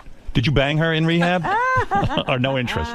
No. She was hot, man. Oh, yeah? She was hot. She was hot. Yeah, I talked to her for, I hung with her a little bit. but you didn't put the moves on her? No, she's too young. Too young for you? Yeah. What is your cutoff on age? I try to, 10 years older than my daughter. Oh, good, yeah. That's always got to be. Isn't that a good rule? That's a good rule. I think it's a good rule. I have to throw some back. And speaking of your daughter, she's got some huge career going in modeling, right? You know what? Actually, she just acted in her first movie. Right. This is 40 with Judd Apatow and Megan Fox. And how did that go? And she killed it. You saw the movie? I haven't seen it yet, but I talked to those guys. She killed it. So she has a career. And it was improv. I was like, and she's 14 and a half. She's only 14? 14 and a half. Oh, I thought she looks like she's 20. Wait till I show you a picture. Wow. She's doing really, really great. I think Does she's she look about like to sign Heather? with... Does she look like Heather, her mom? Yeah, she definitely does. Yeah, that's a good look. Yeah. That's a very good look. I'm in trouble, man. She has my gregarious personality. Yeah. And Heather's good looks. So. boy. That's a bad combination. That's right. How are you going to keep that kid in line? I guess you can't. You know what? All you can do is equip them with the tools to take care of themselves. Because when the minute they're out of your sight, they're acting up. And so now you're clean and sober. Took you a couple of trips to rehab, right? Because when you get out, all of a sudden that 𝗦𝗵C𝘄 starts calling to you again. The drinking, right? No, you know what? That never even came back into play. I forgot about it very quickly. Just drinking. Yeah, it was a drinking thing. Did you think that you could take a couple of drinks and then deal with it? Of course, you're going to try it. You always try that, and it don't work. It doesn't work. No, it increases. It never decreases. You know what? It just doesn't work, man. It just doesn't work. So I got to be honest with you. I'm like. Healthier than I've been in my life. You look really good. You do. Thank you, say, you don't deserve to look this good with all the shit you've been doing. Hey, we don't look When he our age, said he took his first guitar lesson at 52, I was like, well, how old are you? Yeah, right. Well, the thing is, that keeps you young, too. That's right. Anytime you learn something new and evolving like that, man, that just keeps you young. Yeah, it does. So you're feeling good about a new record, and you're clean and sober, which is he a awesome. teetotaler? He doesn't do anything. You don't do anything now. Like if I go to dinner with you, you ordering a club soda? I'm doing like Perrier and lime, non-alcoholic beer. Oh, come on. That's awful. You'll have a few. We'll go out to dinner. I was listening to your show the other day about the Jewish men and they got to start drinking. Yeah. No. We'll go out to dinner. You could have a few glasses of wine. It'll be fine. Imagine that. I would not want to be with you if you started drinking again. Everyone would blame me. No, you know what? And I was kind of a happy drunk anyway. Right. I just started to, my life choices at that point were starting to get kind of blurred. So you think you're capable of never having another drink? Oh, absolutely. That's it? Yeah. It's done. Howard... I drank enough for about 100 guys. And did John ever come to you and say, listen, you got to stop drinking? Yeah. He laid that on you? Yeah, I mean, you know what? I had a lot of support. Did you tell him to fuck off? No. You did? No. No, I knew. Listen, I kind of knew I needed to dry out. Wow. And I didn't know if it was going to be forever, but right. I knew I needed to just kind of just get my life for you. So you're busy now. Are you worth $65 million personally? That's the figure I read on the internet, that you have $65 million. Take a, give or take a few shekels. That's nice, isn't it? That's really good. But wait a minute. In a divorce, you don't lose a lot of money? Hey, did Heather take you for a lot of money when you got divorced, or did you have a prenup? Prenuptial. Prenuptial. So you're safe. Thank God. Well, listen, Heather's got a lot of money. She's got her own bread, man. She's got money. I was always drawn to, a lot of high-profile women, I think, because I think I really connect with people that are in the business and they understand what I do and I understand what they do. Right. And, that was one of those things. So are you making a statement now that you mostly bang people in the business, like high-profile broad, right? Not anymore. Is that true? Is that like now you're No. Hey, look, I'm single now, man. It's all good. So are you dating anybody right now? Are you out dating? I'm kind of dabbling around. Nobody that's sticking. It's been such a busy year for me. Right. I've never done 2 albums in one. But you're not that busy. You can't get laid. I mean, come on. Oh, you got to sneak that in there, bro. Yeah. And Denise, he's not sticking with one. When Denise Richards came in here and she talks about you, she says you are a great lover. I mean, she was very highly complimentary. Like you really gave it to her. And that is a sexy woman. She ain't so bad herself, yeah. That's what I'm saying. She is a sexy fucking woman. Yeah, she is. She always has been. You know, my God. It's very insatiable. And she's a good girl. She's a good woman. She admits it. She says, I have to fuck like crazy. You know, she loves it. She loves to fuck. I mean, guys, what are we talking about here? Hey, nothing wrong with that, man. Is she the sexiest woman you've ever been with? Got to be up there. Wow. It's got to be up there. So you guys got back together again, and now you recently broke up again. Yeah. What happened? Well, you know, I think that we were basically going in different directions, unfortunately. Like I said, this has been the busiest time of my life, between doing my record, writing and recording and all that stuff for the Bon Jovi record, and being a single dad. You know, how does that work for you, being a single dad? I love it so much. You do, but doesn't don't the kids usually kind of go off with the mother more? It's like it's hard for you to. No, you know, her and I have a very, very great relationship. I don't know what happened to you when you got divorced from your kids, but when I got divorced, my relationship with my little girl got better. Right. You know, because I mean, the time that she was spending with me, she was spending with me. Right. And you got to do stuff on your own. Oh yeah, there you go. There's a picture of the two of you guys. Look at that. Very nice. Oh. Yeah, there we go. Yeah, look at you. And so you say things got better. And are you still friends with Heather? Like, can you go over there? I read that you actually go over there and have Thanksgiving and all these holidays. Absolutely. You can. Oh, yeah, no, we just, you know, at first it was, you know, anytime you get divorced at first, always there's that, you know, kind of period where you're like, you don't like each other. Right. You know, because you're fighting about finances and this and that and the other thing, blah, blah, blah, blah, blah, blah. Who's going to pay for this and who's going to little hangover on that thing goes on, you know. Right. But, no, Heather and I, you know, knock on wood, are really great friends now. Ava and Heather and I went to a wedding together about 3 weeks ago. That's fantastic. You know, we text each other. Heather's working again. She's doing really well. Actually, she texted me yesterday, and she's doing a thing on Scary Movie 5. Oh, no kidding. Where she plays the mom of the Black Swan, and it's funny as shit, man. Have you ever gotten to the point, post-divorce, that you've had sex with Heather again since the divorce? Would the two of you ever go back once in a while? I don't think so. You don't think so? No. It can't happen. I don't think so. Can't cross that line, huh? We can't cross Too much water under the bridge, baby. Too much. Yeah. Like, there's never been a night you're all hanging out, it feels good, your daughter's, you know, hanging out, the kid goes to sleep or goes out with a friend. You're not married and all of a sudden you go, you know what the fuck? You know what? Let's just go to bed. You're Heather Locklear, I'm Richie Sambora, why not? Why not? I can't say the thought hasn't crossed my mind. Right, why not? But no, you know what? I think, you know, you got to leave what's in the past, and, you know, you don't want to start churning up that thing again, man. I heard what came between you and Denise was that she was still in touch with Charlie Sheen, and Charlie's a big pain in the fucking ass, and you had said, look, man, I can't be with the chick if she's going to hang out with Charlie, because it's too fucking crazy, that whole scene. Nah. True or false? False. Really? You know Absolutely Charlie at all? Absolutely. Charlie and I are friends, man. Oh, you are? And we've always been friends. Me and him used to hang out in the old days when we both were crazy. Right. Oh, you did? Oh, yeah. You could hang with he Charlie scared the hell Sheen? out of me, man. I used to have to leave sometimes. You weren't that crazy. I wasn't as crazy as him, yeah. He's crazy. Yeah, but you know what? He's a really good guy in a good way. Right. You know what I mean? If you hang out with him, he's a real man's man. You talk about sports, you know, you hang out. Were you ever in the home when he has all these women and the parties and the hookers and the goddesses? You know, I never was. I always used to go out with him. I would meet him somewhere. We'd go to some parties, you know, go out to dinner, things like that. You two must have been up to fucking shenanigans. Oh, it was fantastic. Unbelievable. Like the kind of shenanigans we did, you know, in the old days too. Yeah, well, me and you. I never had shenanigans like that. I mean, you know, what did I do? Nothing. Do you think Kiss is upset when they're listening this morning and they're going, man, we should have taken... No, I think they're quite well off. Yeah. They got more money than me, bro. Would you say that... Like a lot more money. Well, yeah, because they charge... They build caskets. Is there ever going to be a Bon Jovi casket? I doubt that. I mean, I'm a whore, but not that big. They are the real whores of the business, right? It's unbelievably... They're not ashamed at all of taking every dime. Oh, no, they're shameless, man.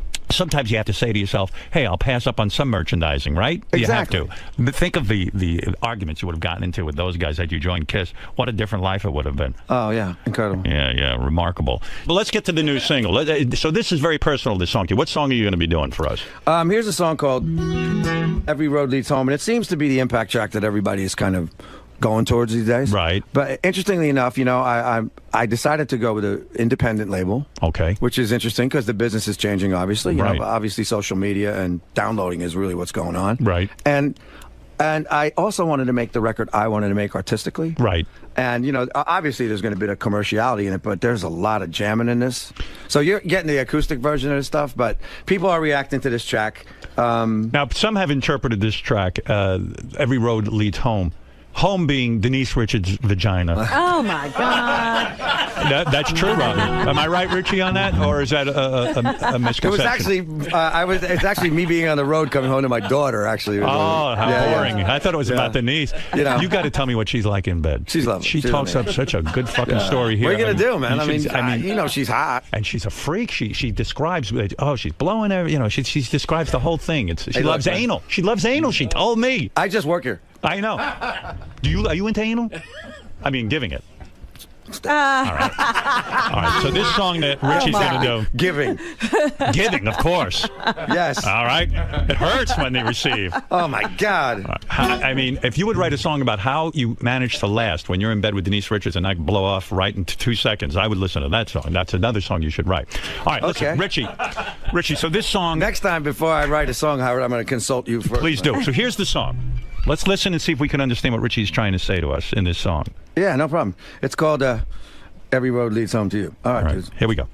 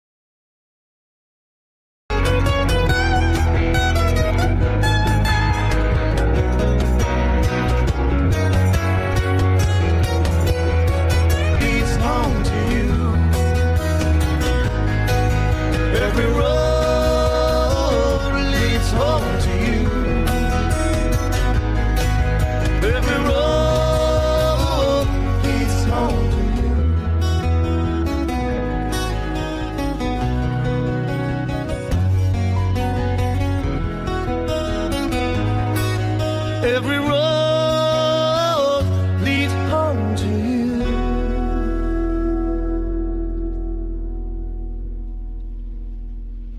I love that. Beautiful Thought song. that was beautiful. Beautiful. I know. Right? Pretty good song, eh? Real good song. I liked it. I'm telling you, man. Thank you, Robin. I loved it. I loved it. Did you play that for your daughter? Oh, yeah. And did you say, honey, this is about you, or you just don't say Absolutely. anything? She loved it. She loved it. That's a beautiful thing for a father to write to his daughter, especially a divorced father, because Heather can't write a song for her. And you say, look, Daddy's better than Mommy, right? Well, you know, hey, there's that, you know, there's the thing between a father and a daughter, man. Right, it's very special. That's just a little deeper, right? Yeah, that's great, I tell you. But you know what? The thing about the song... I mean, what is Heather? Heather goes out and buys her a sweater. You write a song for her. You know what I'm saying? I love that song. I love it. The thing about this song, you know, it's like this whole album is interesting, you know, because I write stuff about me and what's happening in my life, and I realize that it's everybody's stuff. It's actually universal. I mean, I think I've always been good about that, and I've always been good like that. I mean, even living on a prayer. Like I said, you know, it kind of was about us struggling, doing our thing, getting out of New Jersey and trying to make ends meet, but it became everybody's song, and I think that a lot of this record, I think people are going to relate to a lot because it's an authentic human record, and it's got a lot of fire to it. And if you listen to the lyrics, I think they're good stories. Is there anybody you like out there now? Any young kids coming up, or are you just totally disillusioned with? Man, you know, no. You know, being from an independent label, man, I listen to a lot of new stuff that's really obscure, like in Silver Sun Pickups and Fits in the Tantrums, and you My Morning Jacket is really good. I was listening to. You still walk around and you put on headphones and listen to music and try to sort of see what everyone's up to. Oh, you know, I am an avid record buyer. I buy at least 3 records a week. Who's your favorite guitar player? Who's your hero, guitar-wise? I had a bunch, man. I had, you know, Jimmy Page, Jimi Hendrix. Right. All the classics. Jeff Beck, Eric Clapton, who played on my first solo album. That's right. You know? Yeah, that's pretty amazing, Jimmy has come up, and I became like friends with my heroes, man. I hang out with Jimmy Page now. It's like serious. Do you? Where do you hang out at his castle? In London, man. He's got an apartment in London. And you hang out? What's that like? Are you tongue-tied around this guy? Like, I mean, you know, he makes it so you're not. He's such a gent. Do you go over there and play guitars, or do you sometimes? Yeah. Yeah, I was gonna say. What do you talk about? He came up and jammed with me a couple times, and I'm actually gonna come ask him if he wants to come to London and play. Does he have 3D TV? He must, right? I mean, you know what we do when we hang out? Yeah, what do you do? Because we go to concerts, right, and go out to dinner. Just the two of us. And do people freak out when you guys show up together? It's kind of cool, man. Chicks are flying around, I'll tell you that. Is he still getting laid? I mean, is he doing his thing? Definitely. Definitely. Yeah, man. He's a stud. He looks great. He's feeling great. Jimmy Page, man. Look at you hanging out with this heavy? guy. I never think, who the hell does Jimmy Page hang out with? I never knew it was you. Hangs out with Richie. Yeah, man. I'm not good at hanging out with people. You were good at hanging out with me when we were when I was living in New York. We had a good time. Like take me over to Jimmy Page's apartment. Let's see what goes down. I'll fuck with that guy. Listen to music, play a little guitar. You know what I mean? Just you know, that's well, what are you going to do while they're listening to music and play guitar? I'm getting one of those drums. What was that called again? Cajon. A cajon. I'm going to get a cajon now. Okay.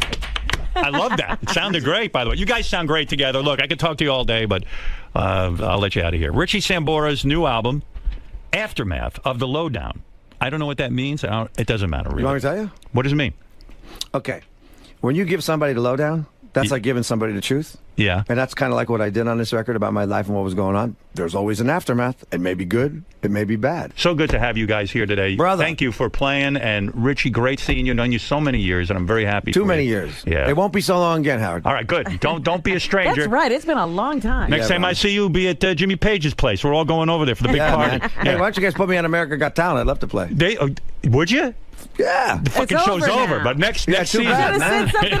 Green Day had a bunch of cool people on it. Yeah. Where were you? Who knew? I don't know. Where was I? Do you ever go over to John's house for those Obama get-togethers or those fundraisers? I haven't been yet. No. With Al Gore? I haven't been over there. You haven't gotten political yet? Well, you know, I campaigned for Clinton. Yeah. And I campaigned for Al. Right. And, you know, John's got the Obama thing kind of locked up. When he wants me to play, I'll probably go. Right. You'll be there. Absolutely. All right. Listen, boys, thank you for doing this today. Very special morning because of your music. Yeah. Thank you.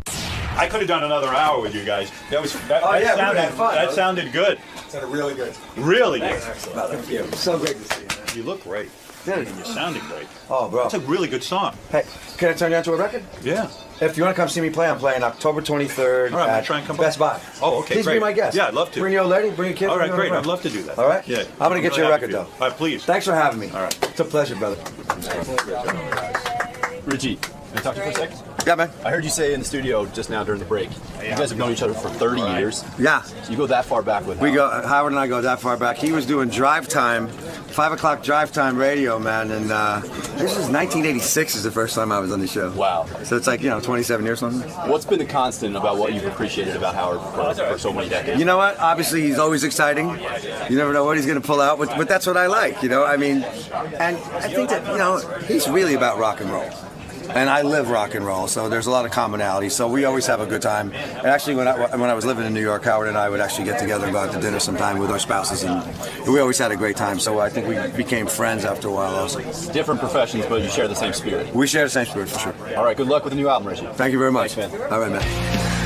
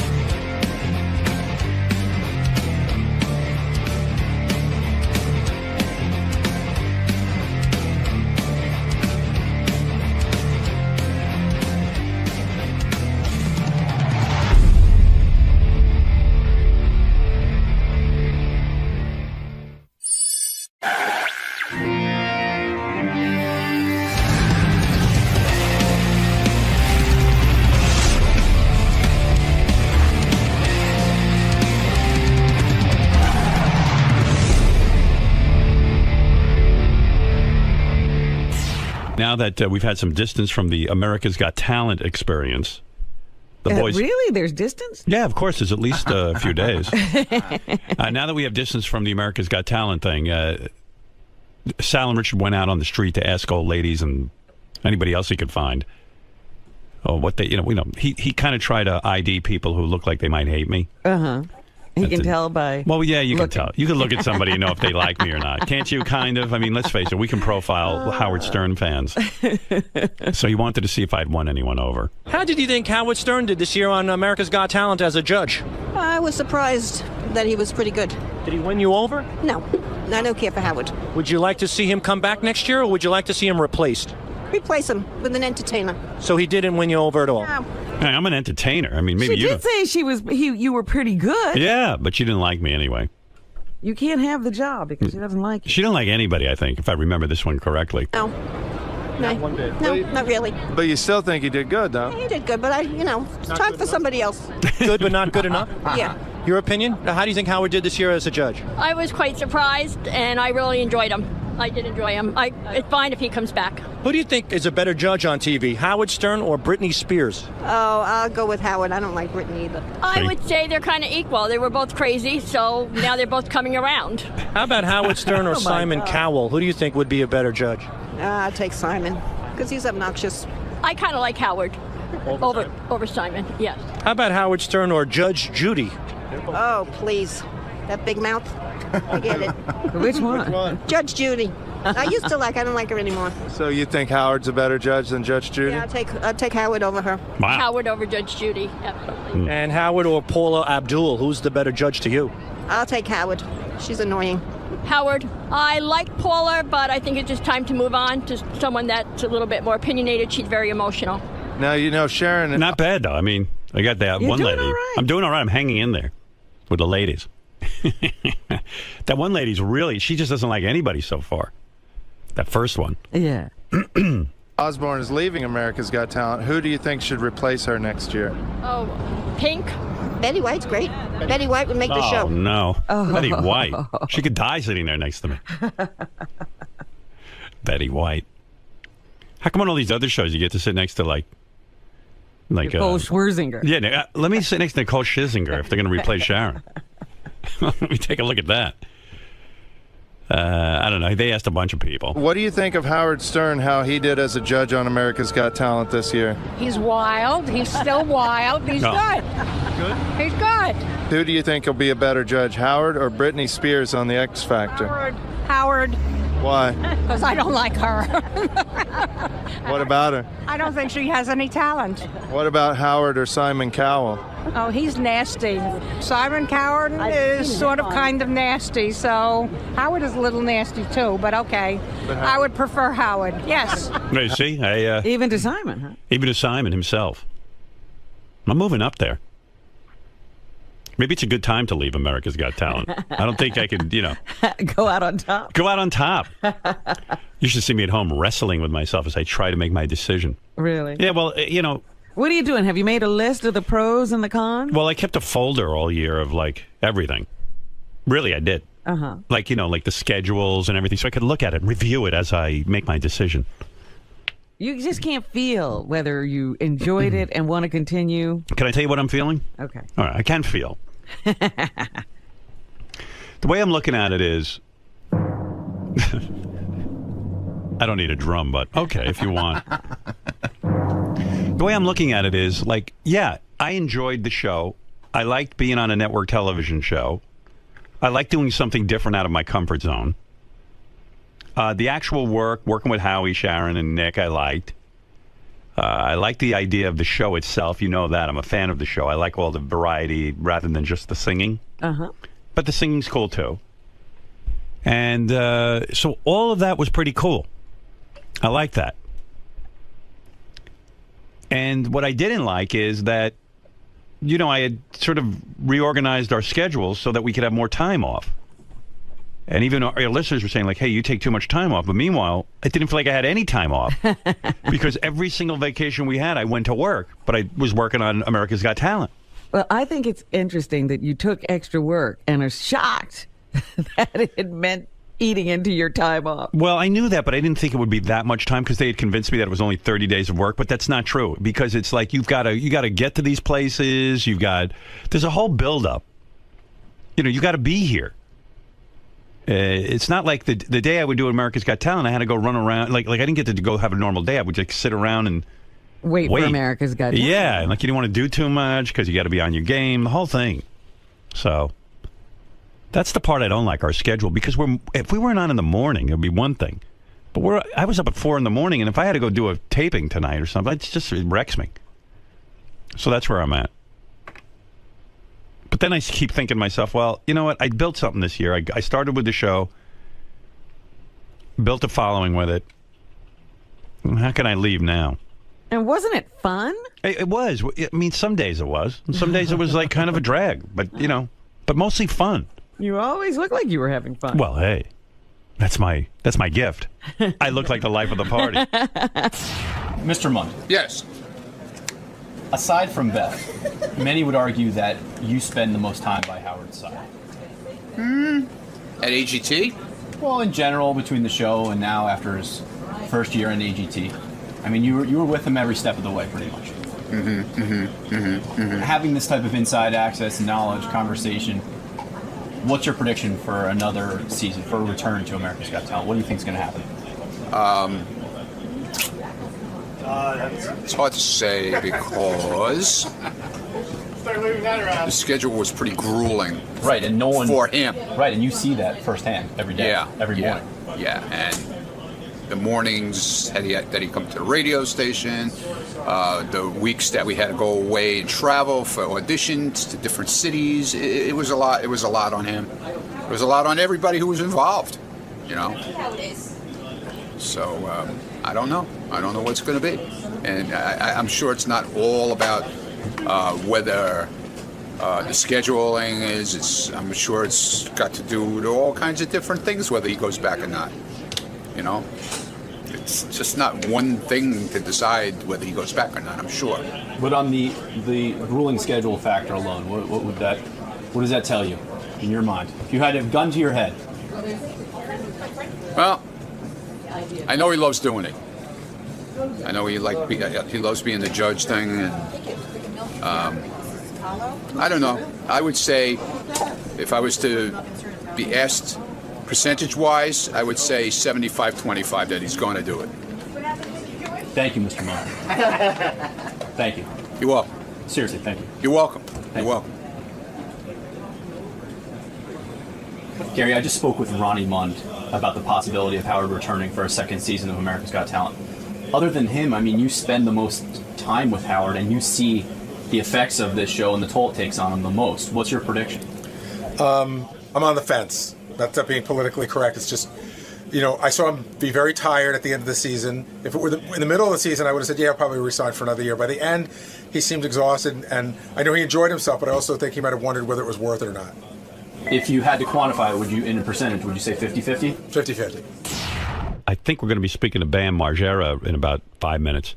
About his home invasion? Yeah, his home got invaded, and some chick started making out with him in his sleep, and then started... Was naked. She was naked. Naked and then fingering herself on the floor, but he called the police. While he called the police. That turned her on. He's calling 911. Oh, my God, I have to touch myself. She masturbated while he called police. Robin's right. He turned her on with that. Oh, wait, here's Bam. We got to hear what's happening. All right. It's crazy, huh, Bam? What up? I've seen a lot of bizarre things before, but this by far tops it big time, and I honestly never thought I'd be so scared of like a 24-year-old naked chick in my room. Wow. You know what's crazy, too, because I was thinking about you, because you're on Jackass, and I've seen you do outrageous things. I mean, you guys will, smack each other in the head, you'll beat each other, you'll break bones, and the one thing that freaked you out was this naked chick. Well, I mean, the thing is that, first of all, she wasn't forming any sentences right. Like, she wasn't making any sense at all. And like, she was saying things like, the owl sent me from Jupiter when I asked who she was. And you don't think that's hot? I thought that she was capable of getting a knife from the kitchen and either stabbing me or my girlfriend. Do you think someone from Jackass was playing a prank on you? Like, did that thought occur to you that maybe the guy set this up? Where's the camera? Actually, for one split second, I thought it was my friend named 𝗦𝗵cie𝘄. He does appearances for me, and he was staying at my house at the time. So I thought that it was him playing a prank, like laying naked in my bed, like as a joke. But yeah, because a lot of guys. Like, who was that guy you used to hang around with? The really crazy. Novak? Yeah. Like you hang around with such crazy, wild people, and you need to for your business. But like, I wouldn't trust anything that was going on. I would think everything was weird, Yeah, exactly. And I woke up to someone like kissing me on the lips and on the neck, and I thought it was my girlfriend. So I'm like, yo, quit it, man. I'm sleeping. Like, we'll do that later. And then I see that she's dead asleep, looking the other way. And I see this silhouette of this girl, and then Do you think if your girlfriend wasn't with you, would you maybe banged her? Well, I mean, like, she's not a bad-looking girl. Like, she's in shape, but I mean, like, she's been homeless and stuff, so she looks like she had like really hairy armpits and like this minging-ass pussy. Did she smell? Actually, yeah, I could. And when I turned on the light, she said that the owl sent me from Jupiter, and that sentence right there was like, what, 911 right now, like. When you say she wasn't bad looking, give me an example. Was she who'd she look like? She looked like a hippie girl that in shape. She had no boobs, and she looked kind of like a skater girl. Like one that didn't bathe too often. Did she look like what's that singer's name? When you say skater girl, who's the girl who wrote Avril Lavigne? Avril Lavigne? Did she look like Avril Lavigne? Oh no, she's drop dead gorgeous now, but yeah, because if it was Avril Lavigne, I'd bang her. I don't care what she has. What did you call her, pussy? The owl from Jupiter would have been fine. A fine sentence. Is that what she said? An owl from Jupiter sent me. Yeah, and then There's no owls on Jupiter, Robin. And another thing is that when she was kissing me on the lips. The very next day, I get this minging-ass cold sore on my lip. So I'm like, this bitch just gave me fucking herpes, or else I have a major stress blister from all this. No, that sounds like she gave you something. All right, so let's take me through this. This girl, had you been contacted by her before?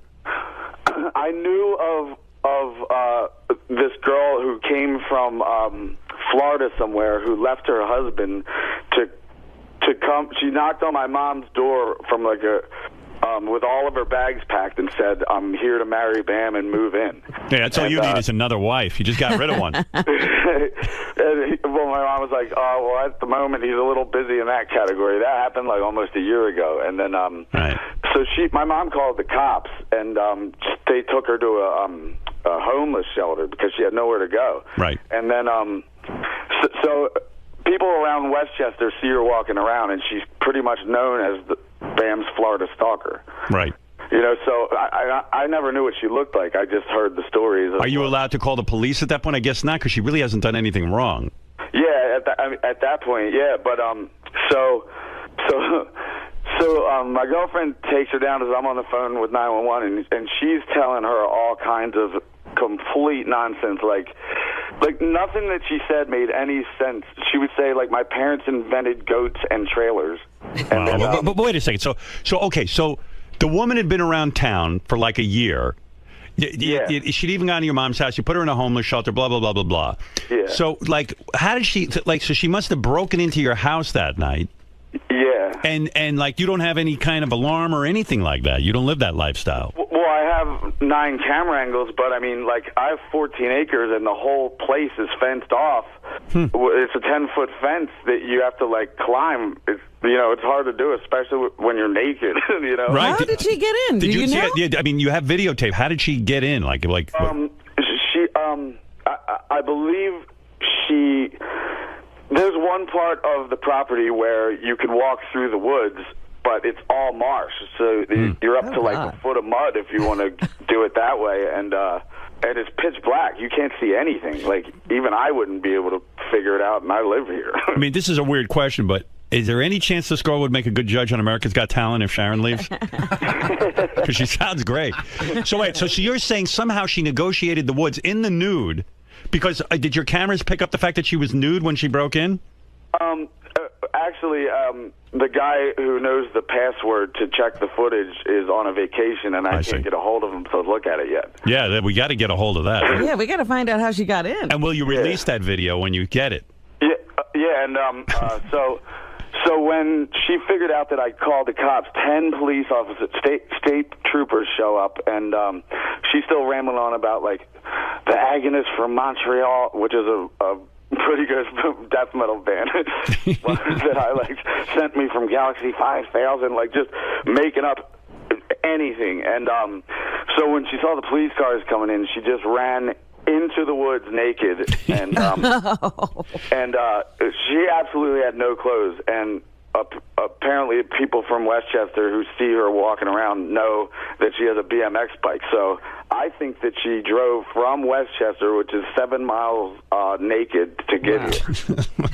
How do you know she didn't, like, have clothes on and then get naked when she got in your house? Yeah, she might have walked through the mud. We tore this place apart, and we couldn't find anything, and she didn't even know where her clothes was. She, like, either she's completely mentally ill or she was on, like, loads of acid or something. Well, let me get this straight. So, okay, so that night, so she somehow gets in. And by the way, who's your new girlfriend? Is she super hot like the ex-wife? Ex-wife, yeah. Yeah, big time. She's from San Francisco. Yeah, she looks like Angelina Jolie, but she's in the itty-bitty titty committee. She has no boobs. Your girlfriend? Yeah. Yeah, well, you got to bring her in here one time. Fair enough. Yeah, I mean, we need to look her over if she looks like Angelina Jolie. Yeah. That's hot. So where'd you meet that one? Actually at a 𝗛cie𝗄𝗿𝗍 concert in Petaluma, which is right near San Francisco, and she was in, like, the front row, and we kept making eye contact, so finally I just brought her up there, and then we just connected real well, and then been keeping in touch ever since. But How old a girl is this? She's 26. Perfect. Nice. Yeah. So, okay, 27 now. You moved her in, I guess, huh? Yeah. Why not? Oh, there she is. Yeah, she does look like Angelina Jolie.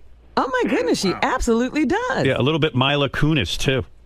Yeah, I can see that. Yeah, hey, man, that's fine. I'd move her right in, too. How long did it take you to make that decision to move her in? Well, we would see each other on and off when I would fly to L.A. to film Jackass or something like that. But, you know, after a little while, it's just like, all right, you're moving in. Yeah, you don't want to leave her laying around somewhere, you know what I mean?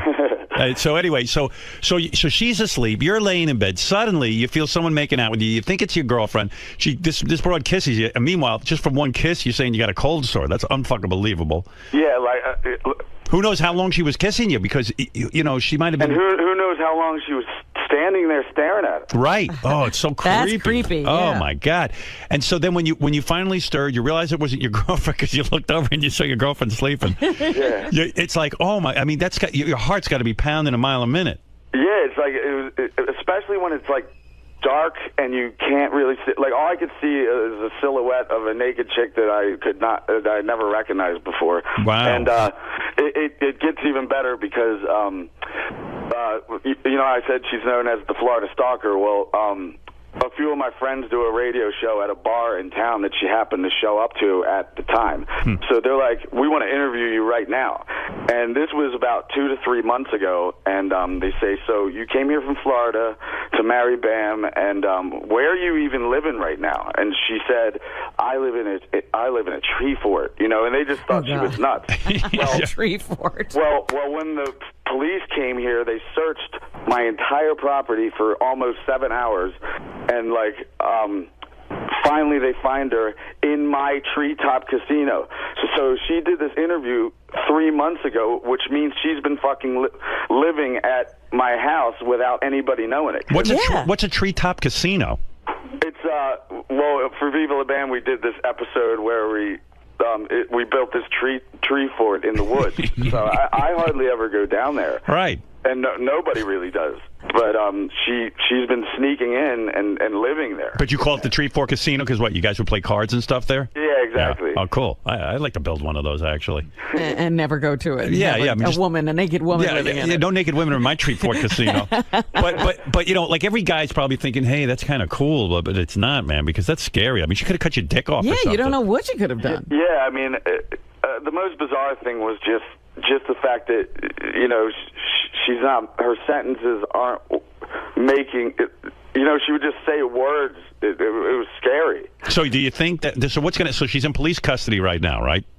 Yeah, and you know, I feel bad for her because, you know, like they gave her like sexual assault charges, stalking, trespassing, breaking and entering, robbery, like all this. Well, how can you rob anything with your body is naked? But they pretty much gave her. Yeah, but dude, you got it. Listen, don't say you feel bad for her because this is a chick who's not going to give up. That's number one. Like, look at Letterman. He used to have some situation like that. That chick was not giving up under any circumstance. If what the cops are trying to do is make enough charges, because, you know, in our system, the cops charge you with a bunch of stuff, and then it gets all knocked down. So you want her to be in jail for a while, at least just to fucking straighten her out a little. Yeah, have her sentences straightened out? Like, to get help. Like, I'd rather just have her get help. Like, who's going to help her? Dr. There Phil? may not be any help. I don't want to press charges or anything. No, I just dude. want her to get help or leave me alone or something. Dude, listen to me. Listen to me, Bam. You respect me, right? Yeah, big time. Okay. You've got to press charges. You have got to. Listen to me. If you don't, then this chick's going to be out. Yeah. You've got to, man. And she'll be back at the tree fort. I mean, as crazy as your life is and how, you know, like you're one of those guys like, hey, man, everything's cool. This isn't cool. And the scariest thing is now that I figured out that she's been living on my property for 3 months. You know how many times I'd be like alone at 3 a.m. in my kitchen, like jerking off to internet porn? You know, like she could have been peeking in the window. Of course she was peeking in the window. She's got video of you jerking off. Have her sentences straightened out since she's been, you know, in jail for a little while. Yeah, what's the report? Like, is she starting to talk normal, or is she still? You know what? I don't think she ever really talks normal, because even when she did that interview 3 months ago, she still wasn't making sense. That's what I'm talking about. That's why when she said, I live at a tree fort, they just thought it was another nuts thing that she was saying. Right. Was there ever any point where you were like going to go, hey, let's do a threesome? Like did you, you know what I mean? Like, here's a naked chick and your hot girlfriend standing there. And I mean, just the fact that we didn't know who she was, you know, that probably wouldn't have flew. But right. If it was a good friend, you know, that we knew all about her, I guess it might be a possibility. But no, you got to press charges. I'm telling you, Bam. It's that's dangerous stuff. Like, I know you may not want to. I know it's funny, and she's a naked hot chick and all that stuff, but and like I'm terrified. I was so scared that like I had to go to my neighbor Cresta's house to like hide and shit. Right. I mean, I'm hiding at my own house because I'm terrified of where she is. The police looked everywhere and just simply couldn't find her. And I guess she found some like little, because they looked in the tree fort and couldn't find anything. And then finally, when they double checked, you know, I guess she was covered in blankets or something. Oh, up in the tree fort. Yeah, and that thing is so like rotten.